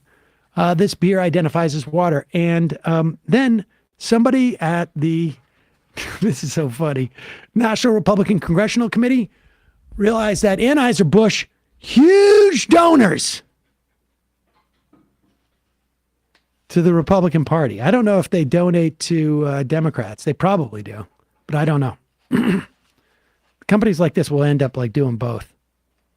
In the 2022 cycle alone, Anheuser-Busch and its employees gave the NRCC, never mind Republicans or Democrats, like this specific organization, almost $500,000. And so they quietly pulled down the ads when they said, hey, boss, we got a problem. Amazing. Amazing.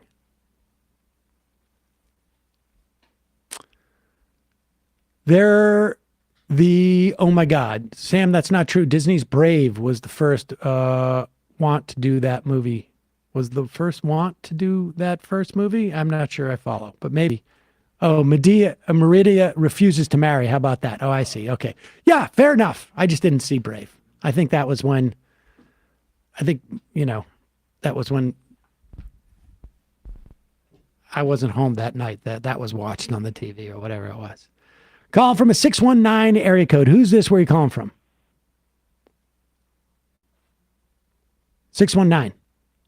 Hello? Hello? Can you hear me? Yes. I'm on a headset. Oh, great. You want me to turn that off? Can you hear me all right? No, actually, it's not bad, the headset. Okay, cool. Hi, Sam. Hi, Brandon. Bradley. Sorry. I'm a little bit nervous. How you doing? Great. What's your name and where are you calling from? My name's Eric. I'm calling from San Diego. And what I wanted to talk about just real briefly, I IM'd you.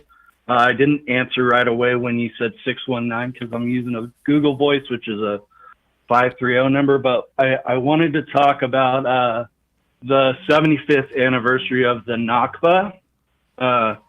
Okay. Which I'm sure you already know, but for the audience, it's the commemoration of the Palestinians being forcibly removed from their homes. And this is the 75th anniversary of that on May 15th. And I have a friend who's an organizer in Madison who has made a lot of effort and has put together a tour with Mandela, who is the grandson of the great Nelson Mandela, and he's going to be speaking. He's one of the biggest Palestinian rights advocates in really the world at large, and for anybody wanting to check that out, check out the U.S. Palestinian Community Network. That's UCPCN on Twitter. I think that it's also ucpcn.org. And let me see where they're going to be. It's going to be 6 cities, Milwaukee, Youngstown, possibly Cleveland, Minneapolis, San Francisco, LA, and Chicago. It doesn't look like they're going back east at all, but that'll be from May 15th to the 20th. We should also say, I bring up this book a lot, this movie a lot, but it's a really important film for, and the Nakba, of course, is a reference. I'm not sure exactly what the direct translation is, if it's a tragedy, but it is essentially when Palestinians... The catastrophe. When Palestinians were driven out of Palestine. And the argument that we hear is that there was no Palestine per se, that there was no real culture or Palestinian identity. And a guy who I was friendly with, who I met back in my days of doing, independent film festivals with Who's the Caboose, I met this guy, Benny Bruner, who was an Israeli, left Israel, has done some really great documentaries, but it's worth looking this one up. I think it's on Vimeo, actually, and maybe on YouTube as well.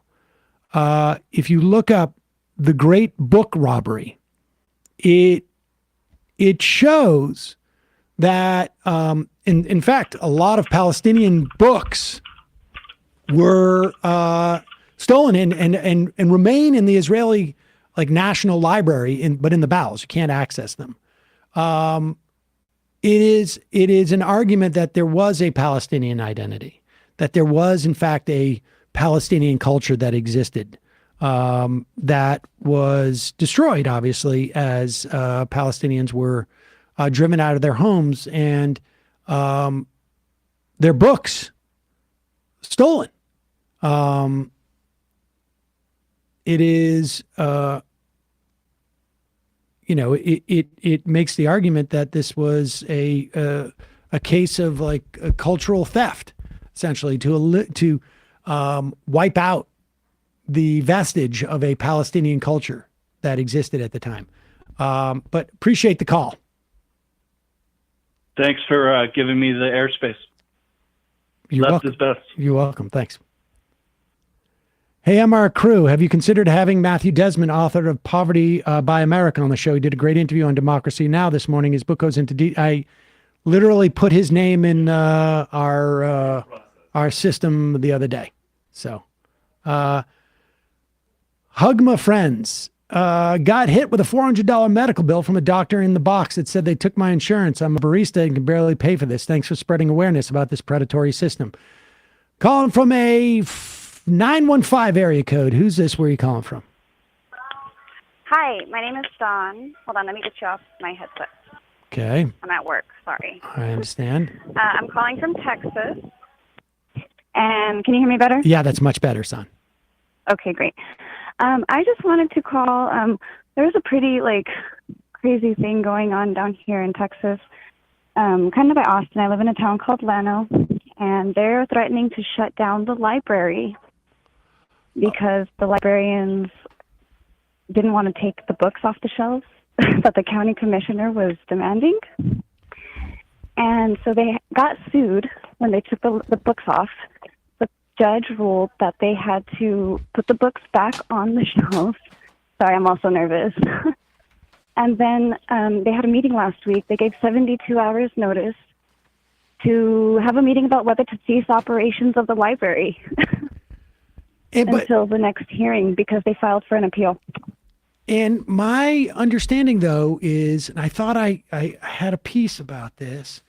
I feel like it was in the Washington Post that said it was, that did they not prevail? Did not is the library not is the library safe, or you're saying it's still ongoing?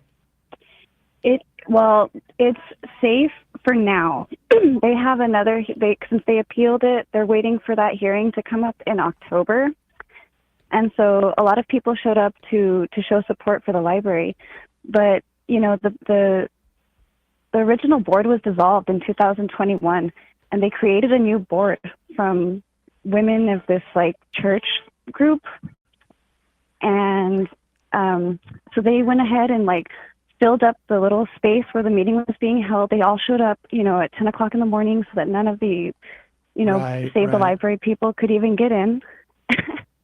And they did end up saying they were going to keep it open until the next hearing. They were just going to let the law run its course. But they're talking about just basically stripping the funding, making the legal cases so expensive that there's not money left to run the library. And it just really it's the first time I've ever really showed up to something and trying to talk to these people. You can't even reason with them. They full on want a theocracy. Yeah. And I got prayed for. I got called a demon. It's really sad. You seem non-demony to me. But yes, these are theocrats. This is when we hear people complain about this is why I don't take any of that, the Twitter stuff seriously. Honestly, I don't. There is, I think it's problematic that government agencies would contact companies and tell them to pull down stuff. The dynamic is really more they're suggesting, but they have the force of the government behind them. That's problematic. The president did it. That's problematic. There should be more transparency. But the idea of shutting down libraries, and let's also be clear, I can assure you that any person, Hollywood, business, they all have PR people who have those same numbers to those people at Twitter. And they'll say, hey, these comments on my boss, whoever it is, you got to take that down, asshole, or I'll, blah, blah, blah.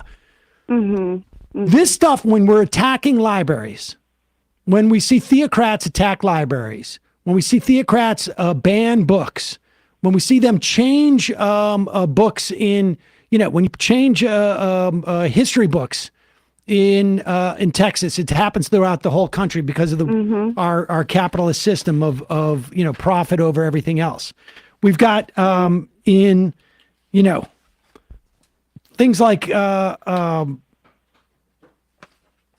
what do you call it? In Louisiana, the Republican Party now has called for a ban on the college study of diversity, equity, and inclusion.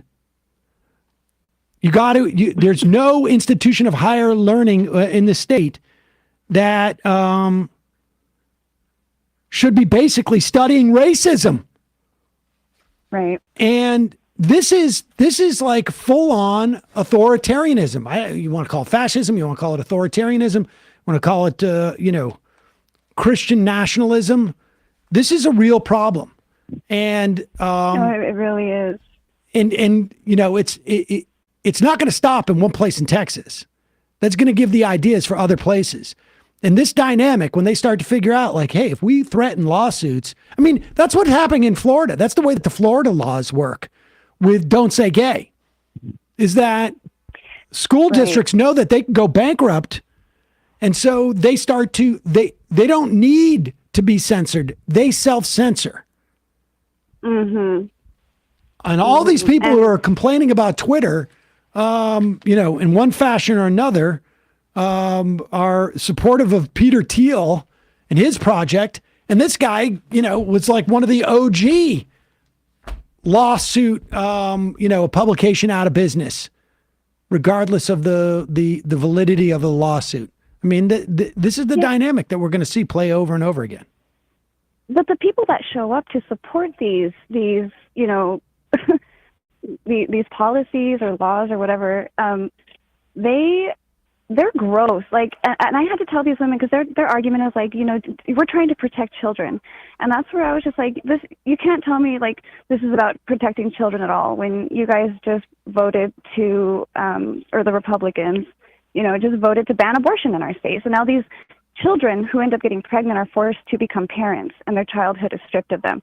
And it was so gross. Their response was like, well, those little girls should have just closed their legs.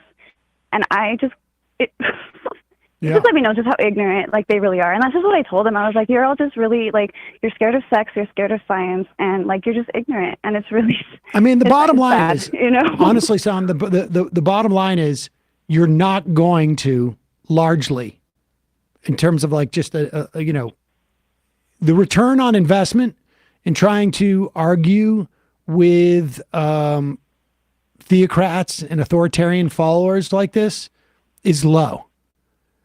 Yeah. The real return on investment comes on making sure that they don't get in a position of power. And that's things like I live an hour from Austin. Austin's very blue, but the towns they're around here, they're super red. I mean, like 75%, and it's just, I'm actually like considering I'm probably gonna have to end up leaving the state. Like, I don't want to be in a state. Like, what if they start going after like, people who've had abortions? You know what I'm saying? Like some post like retro. It's like really got me considering like I should probably look to like getting out of here. Yeah. But anyway, I just wanted to bring that awareness out, like, because of like what you said, it's going to start spreading, and people just need to be aware and like show up to support these systems that people need, not just for books but for internet access, for a number of reasons that libraries are around. It's not just for children to run to check out books of pornography like these people are like insinuating. Yeah, appreciate the call. Anyway, I'm a big fan of the show, and you guys have a great day. Thanks, you. You too. Bye-bye.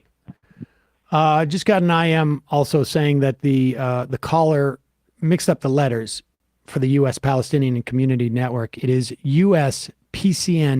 We'll put a link to that, and if we can find that tour that's going on, that would be great. Kowalski from Nebraska. Howdy. Majority Report in agricultural news. The Midwest and Upper Plains remains unseasonably cold and in a minor drought. This has delayed planting some, and the pastures are behind in new grass growth. Not an emergency by any means, but frustrating because you want it to be done, at least in central Nebraska, by the first week of May to optimize the full length of the growing season.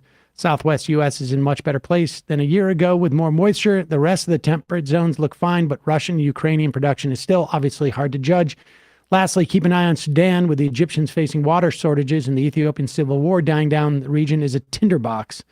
The region is a major local food supplier, so this could be a disaster if the Sudanese civil war goes regional. Maybe look into a guest to talk about the Nile River water crisis with the Grand Ethiopian Renaissance Dam and the Arab states' land scramble and the areas of the Arabian aquifers run dry. This is by no means a current crisis, but it's important to keep an eye on what's for what it's worth, the UN, as well as most African states, are taking these issues seriously. Leftist poggers. Yeah, thank you for reminding me about that. The Sudan thing could really be, just a horror show. And largely, well, there's there was an attempt to have a ceasefire. There are just, broadly speaking, I am no expert on this. There are two essentially Sudanese generals who are fighting for control over this country. If you remember, was it in 2018? In 2018, there was essentially like a, I don't know what you call it, like a revolution of sorts, essentially to get rid of a dictatorship. There were military generals who got rid of Omar al-Bashir, and they say we're going to have elections in, like, I think it was in 2 years, maybe it was in 21, maybe it was 2 or 3 years. They're going to have elections, and we'll have a all civilian government by maybe it was 2021. I'm not 100% sure when the deadline was. And as often goes sideways when militaries are involved in any type of revolution, somebody in charge of the military says, you know what, I'm getting very comfortable here. And then basically last December, because things were failing in Sudan, military leaders struck a deal to move to democratic transition, and then that has fallen apart. There are two, there's the Sudanese army, or armed forces, I guess, and a big paramilitary organization called Rapid Support Forces that are fighting. The Rapid Support Forces are sort of like an outgrowth of a militia that was responsible for some of the worst parts of the Darfur genocide that took place in the aughts. The Sudanese armed forces are backed by Egypt, and the problem that this represents is twofold. One, there's a lot of people invested, and Kowalski of Nebraska issues of both oil and water to sort of draw out the civil war.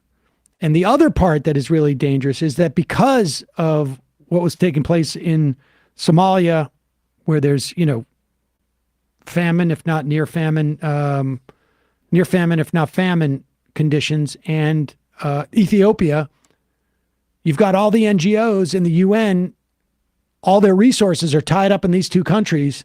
A third country in that general area of Africa, 45 million people, going through a devastating civil war.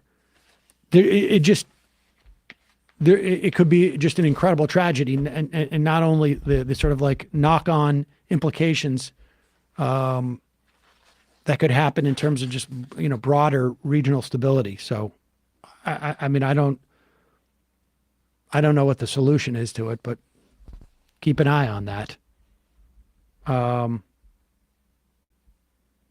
Let's play the Oklahoma thing, because this is nuts.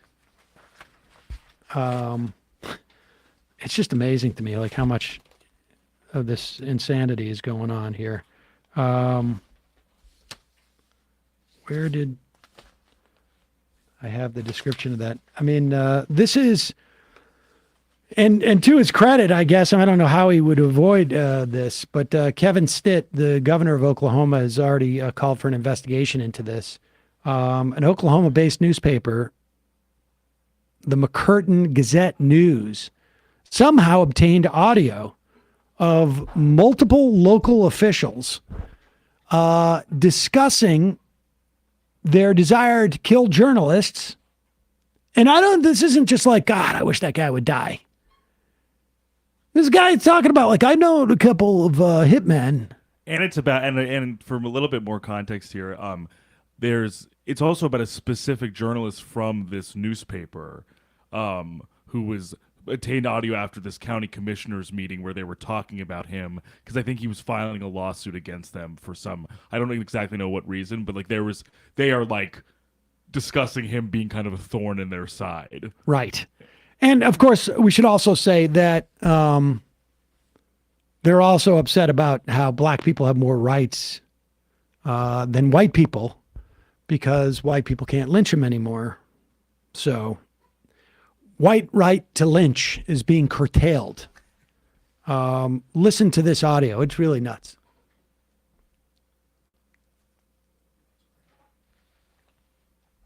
It was back in the day when Alan Marshall take a damn blackjack, whoop their ass, and throw them in the cell. I'd run for fucking sheriff. Yeah.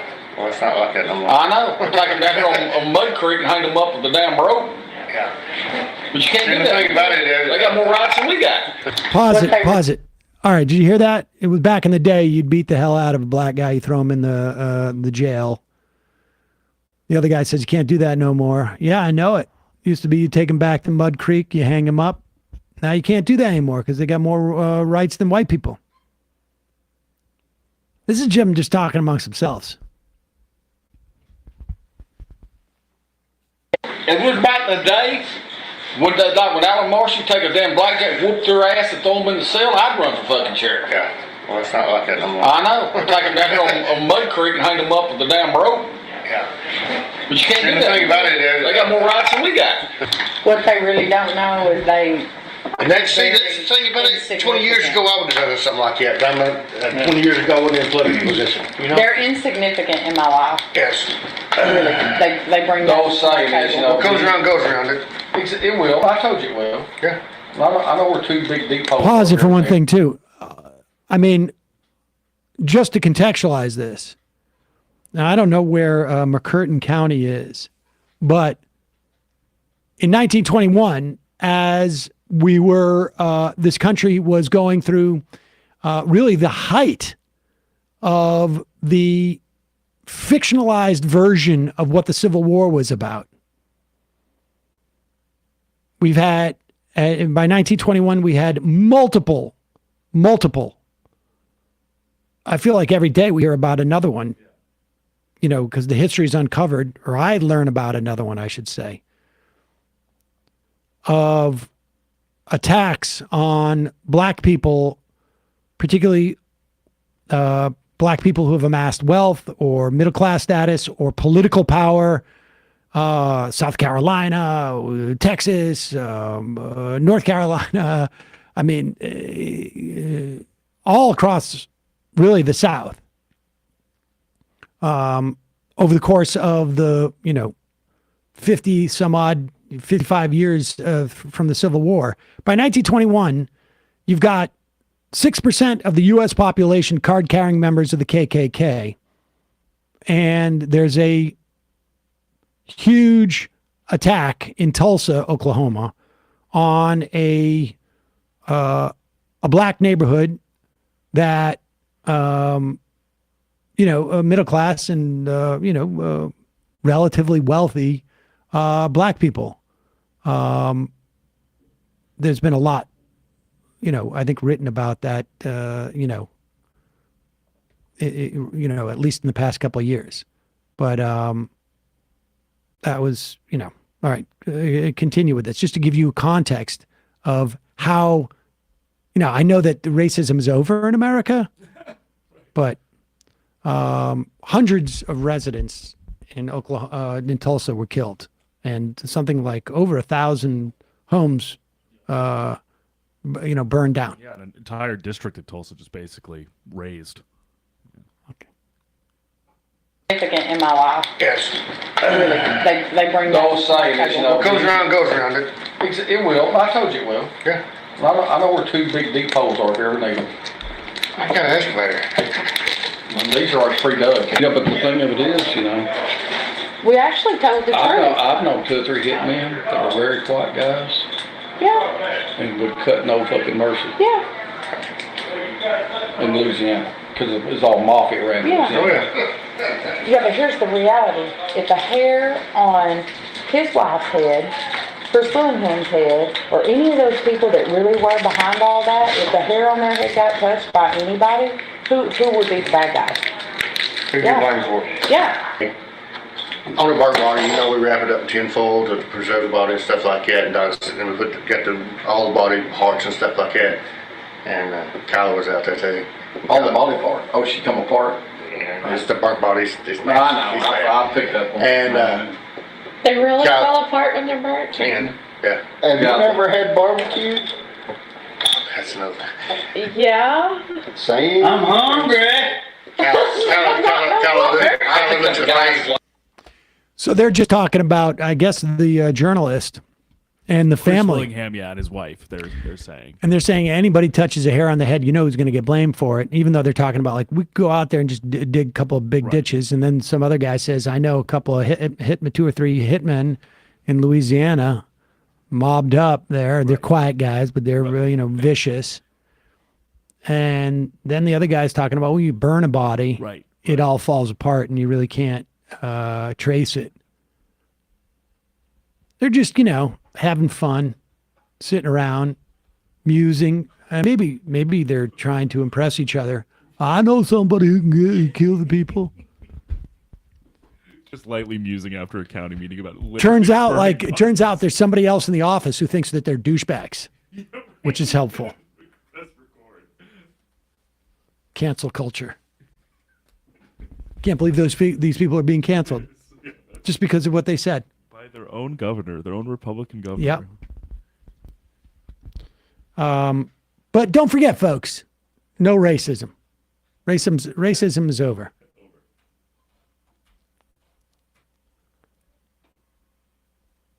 Calling from a 281 area code. Who's this? Where are you calling from? Can you hear me? Yeah, who's this? Where are you calling from? This is Clark from Houston. Hello, Clark. What's on your mind?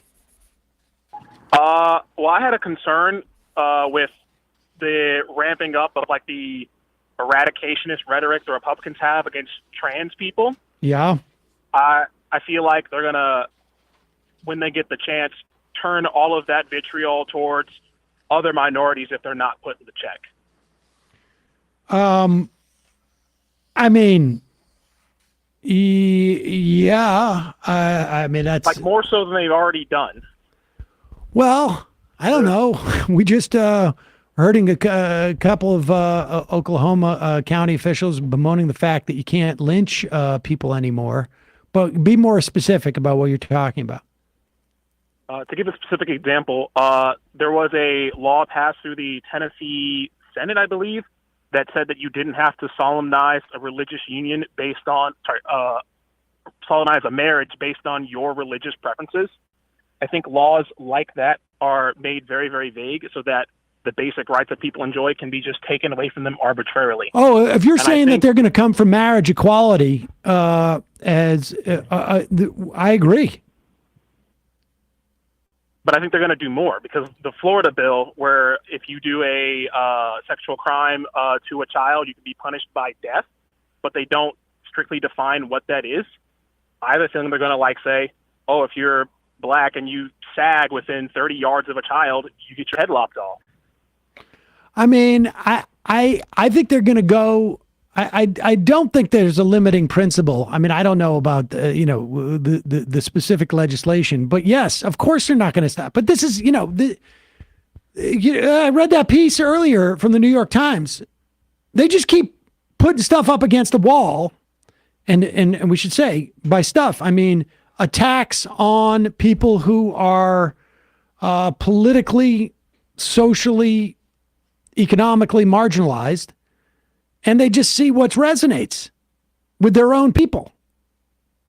And their own people, have been trained to, and maybe not trained, to be racist and misogynistic and homophobic and transphobic and Islamophobic, broadly xenophobic.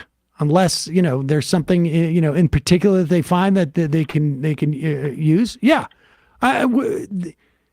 It's not like people should be clear. This is not a one-off project for them or for us. There is no, we do this, we beat them in this fight, and then it's over. This is going to be an ongoing, this is an ongoing part of life.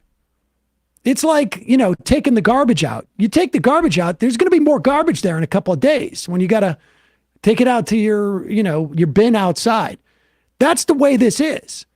They're not going to stop. I think, are things going to become easier for different groups at different times as we move forward? Yes. But that timeline is way out there. And part of it is going to be, just a function of progress. But this is not, the reactionary forces are always going to be there. It's just a question of how much power are they given at any given point. I mean, that's why, I was just saying to the caller before you, they're trying to close libraries. They're trying to do the same thing 100 years ago. Mm-hmm. And you cannot argue with these theocrats. What you can do, because more often than not, there's, at the end of the day, less of them, maybe not in a local situation, but broadly in the country, there's less of them than there are of normal people. And you need to figure out a way to make sure that normal people are aware of what they're doing, and you got to beat them. And then you got to beat them again. And you always got to beat them in terms of fight for power. Appreciate the call. Thank you. Thanks.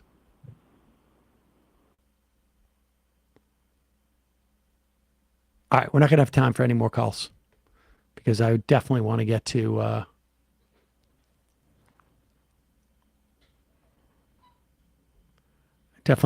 this Ali Alexander thing.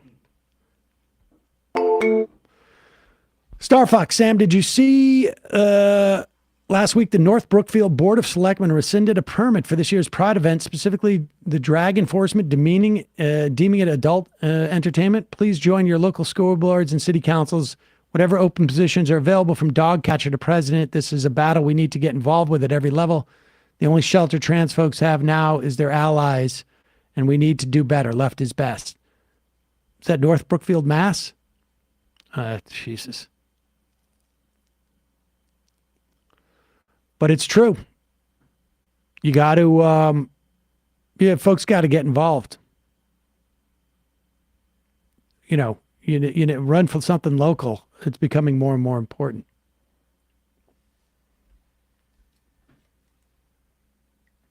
So this is a funny story. Ali Alexander, you remember this guy? He got caught up quite a bit in the January 6th riots, if I remember correctly. And trying to find my story on this. He's not a great guy. This guy. It's number 9. Okay, I got it. My stack here. This is pretty funny. I apologize for any inappropriate messages sent over the years. It's from the Daily Beast, said Ali Alexander, ally of President Trump, and white nationalist Nick Fuentes. He was a big Stop the Steal guy. He has been, some consider one of the most ubiquitous figures in the MAGA movement. Alexander said in a statement issued Friday night that addressed the allegations in broad terms, he said, "This is too gay." He has described himself as bisexual in the past, added that he's battling with same-sex attraction.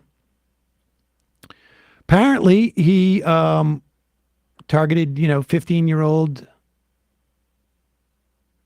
kids who were interested in the conservative movement, asked for solicited, pictures of these boys' pay-pays, as it were.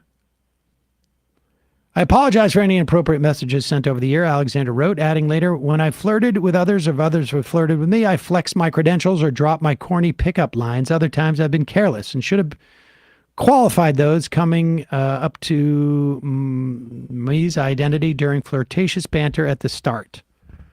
In other words, he was basically like selling access to Milo Yiannopoulos.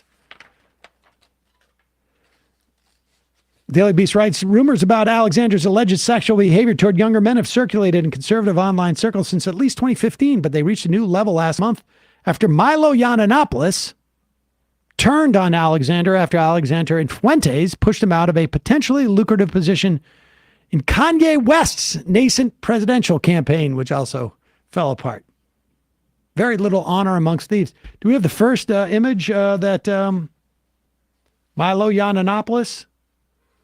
These are screenshots of Snapchat messages. The Ollie files, he calls it. Number 7, Nicholas, 15 years old. Nicholas, and quotes, Nicholas was 15 when Ali Alexander asked him for sexually explicit photographs in which he referred to as jack-off material. When asked him to lie to his parents so they meet for sex, offered to buy him alcohol and threatened to make his family go W2F if Nicholas ever spoke out. Can you zoom in on those? No, I guess you can't, right? Yeah, we can't read those, but you can imagine what some of the things. Ali Alexander received funding from the billionaire conservative donor Robert Mercer, and has faced a lot of questions about how he spent that money.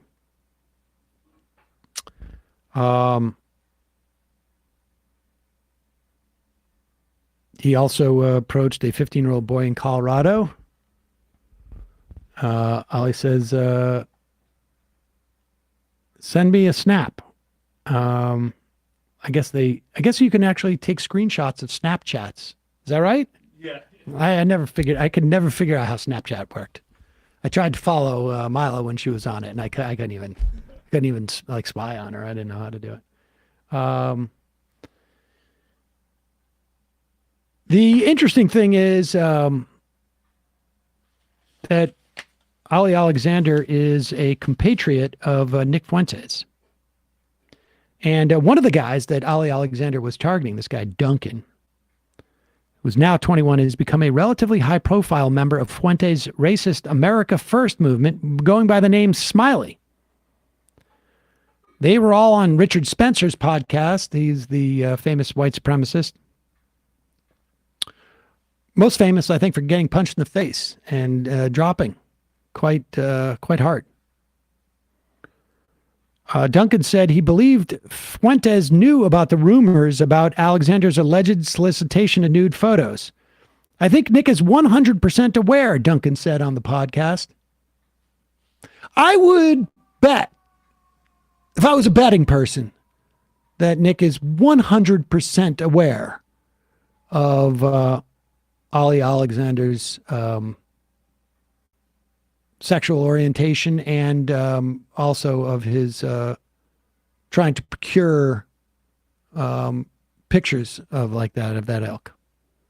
Duncan wrote, when I was 15, I was naive and desperate. I thought I had no choice but to cooperate with inappropriate and humiliating requests if I wanted to make it in politics. I figured that was just the nature of the game. Can't blame a 15-year-old for that.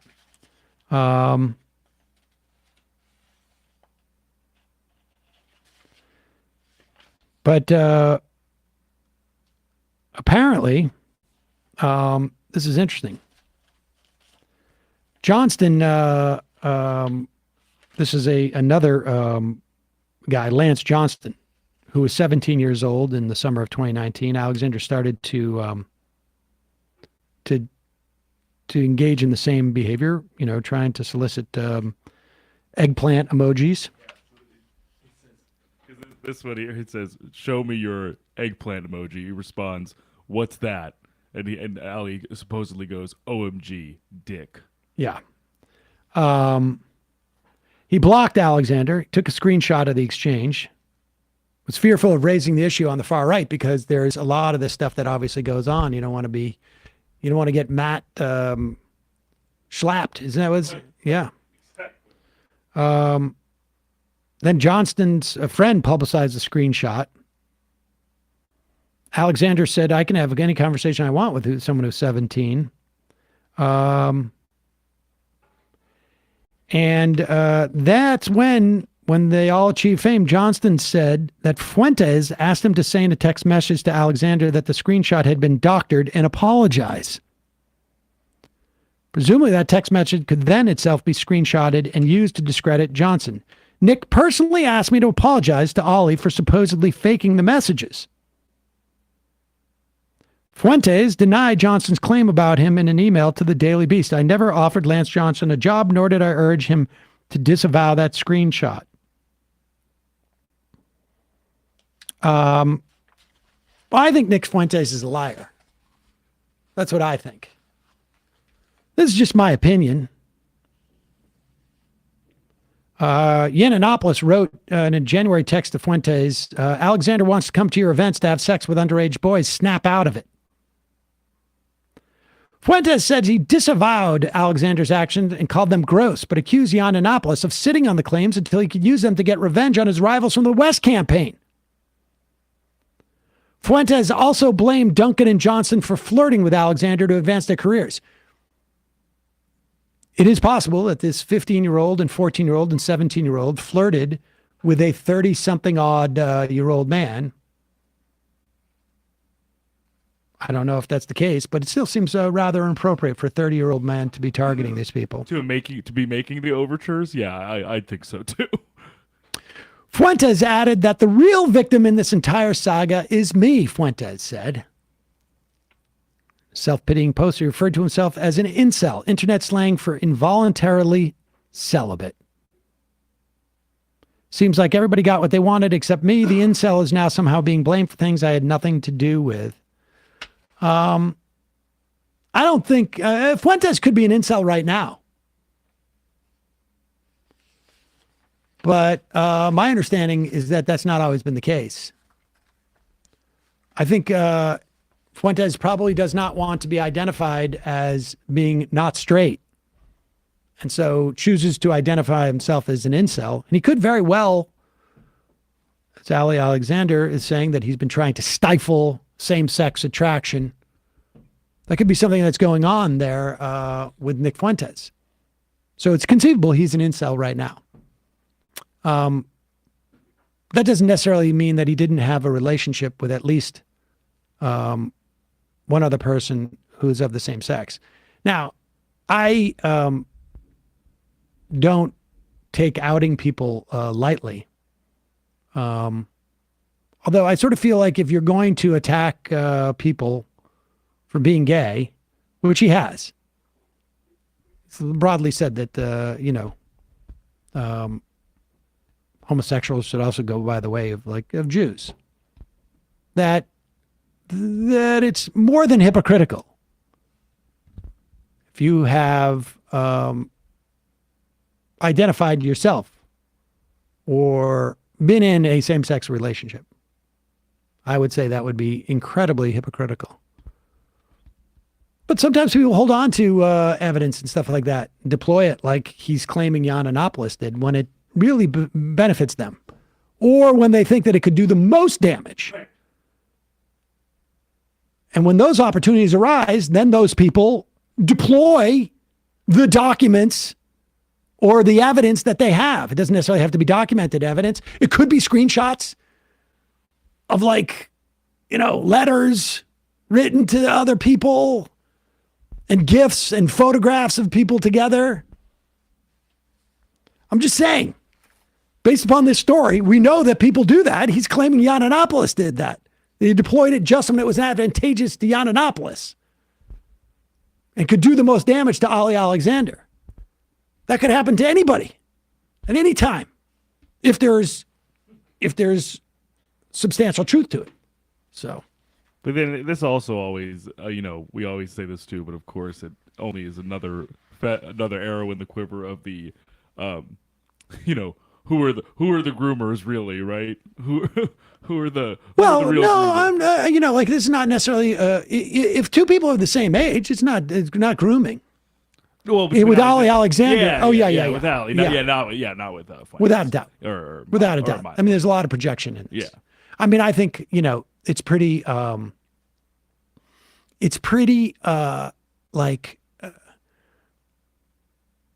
it's almost trite. The idea that some of the biggest homophobes are in fact fighting or are actively gay or something like that. Like their own self-loathing, they project out. Yes, right.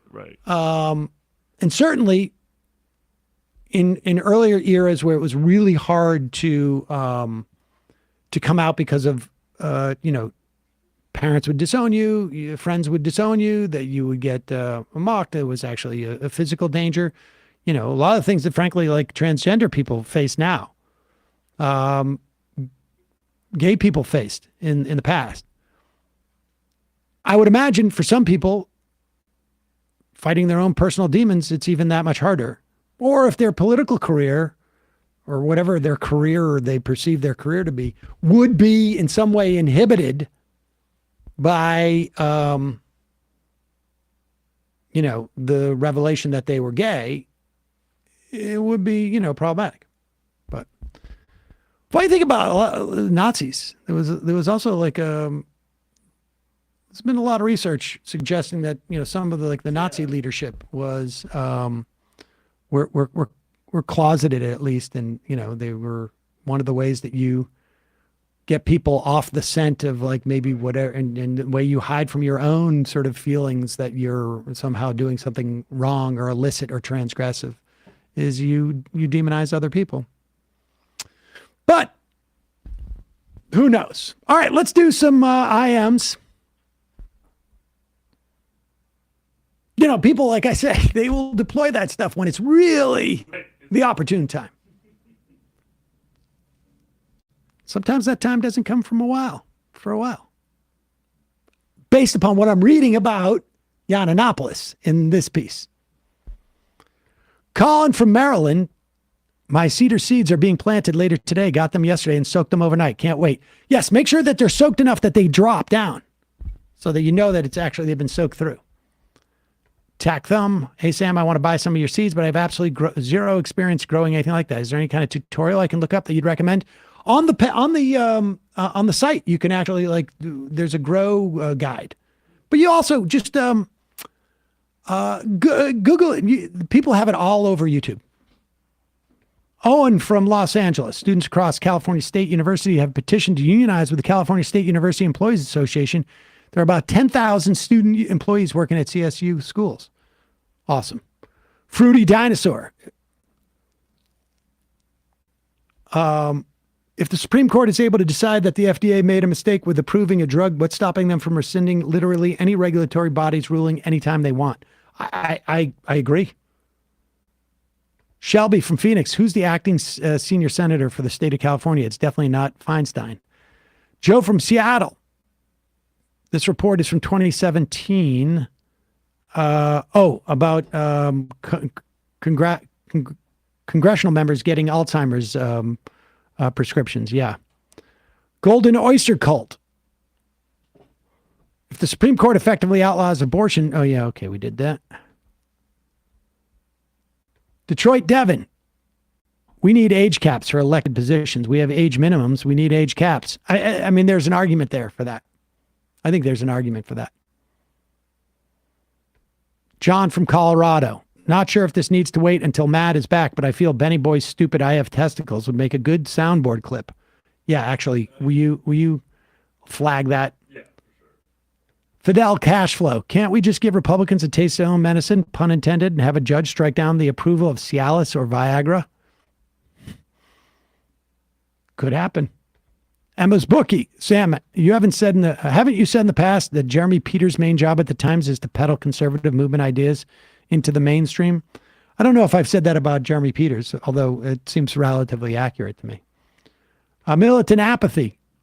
Your boy Nick Fuentes and Ali Alexander are beefing with each other, and Marjorie Taylor Greene, she's outing them as gay. Dude, you waited too late to take the lead on this story. That's all right. That happened already? I guess that maybe it did. We got to look that up.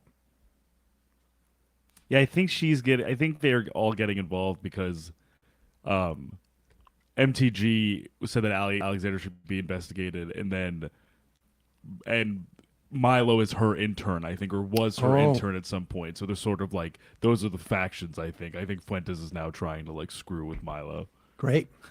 So Lavish they're all Coconut. boring. Happy birthday, Emma. Antifa Lockhart. Republicans have finally got strength in the antitrust because it's the only way they can do their culture war boycotts. And also, they don't just big money donors, just small ones. All right, 3 more.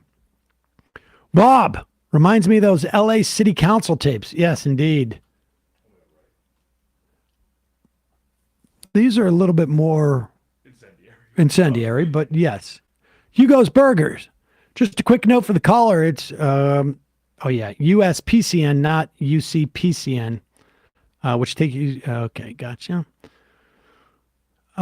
Wisconsin Sam, ContraPoints released her first video in 10 months last night. It begins with a review of Anita Bryant's antics. Oh, good. I'll check that out. And the final IM of the day.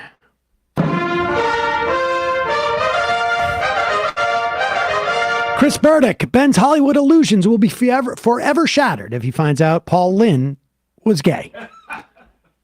Emma's off again tomorrow. I'll be back. Bradley will be here. Bradley, good job today. See you tomorrow.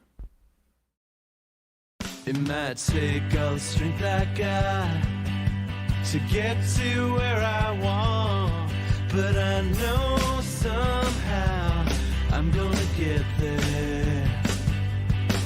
I wasn't looking when I just got caught between the truth and the lie bar. But finding out won't make me feel any better. Yeah, I know the clock is ticking, but the meds are gonna kick in, and my pilot light's shining bright. I guess somewhere the choice was made for the option where you don't get paid, for the road that bends before it finally breaks you. I guess somehow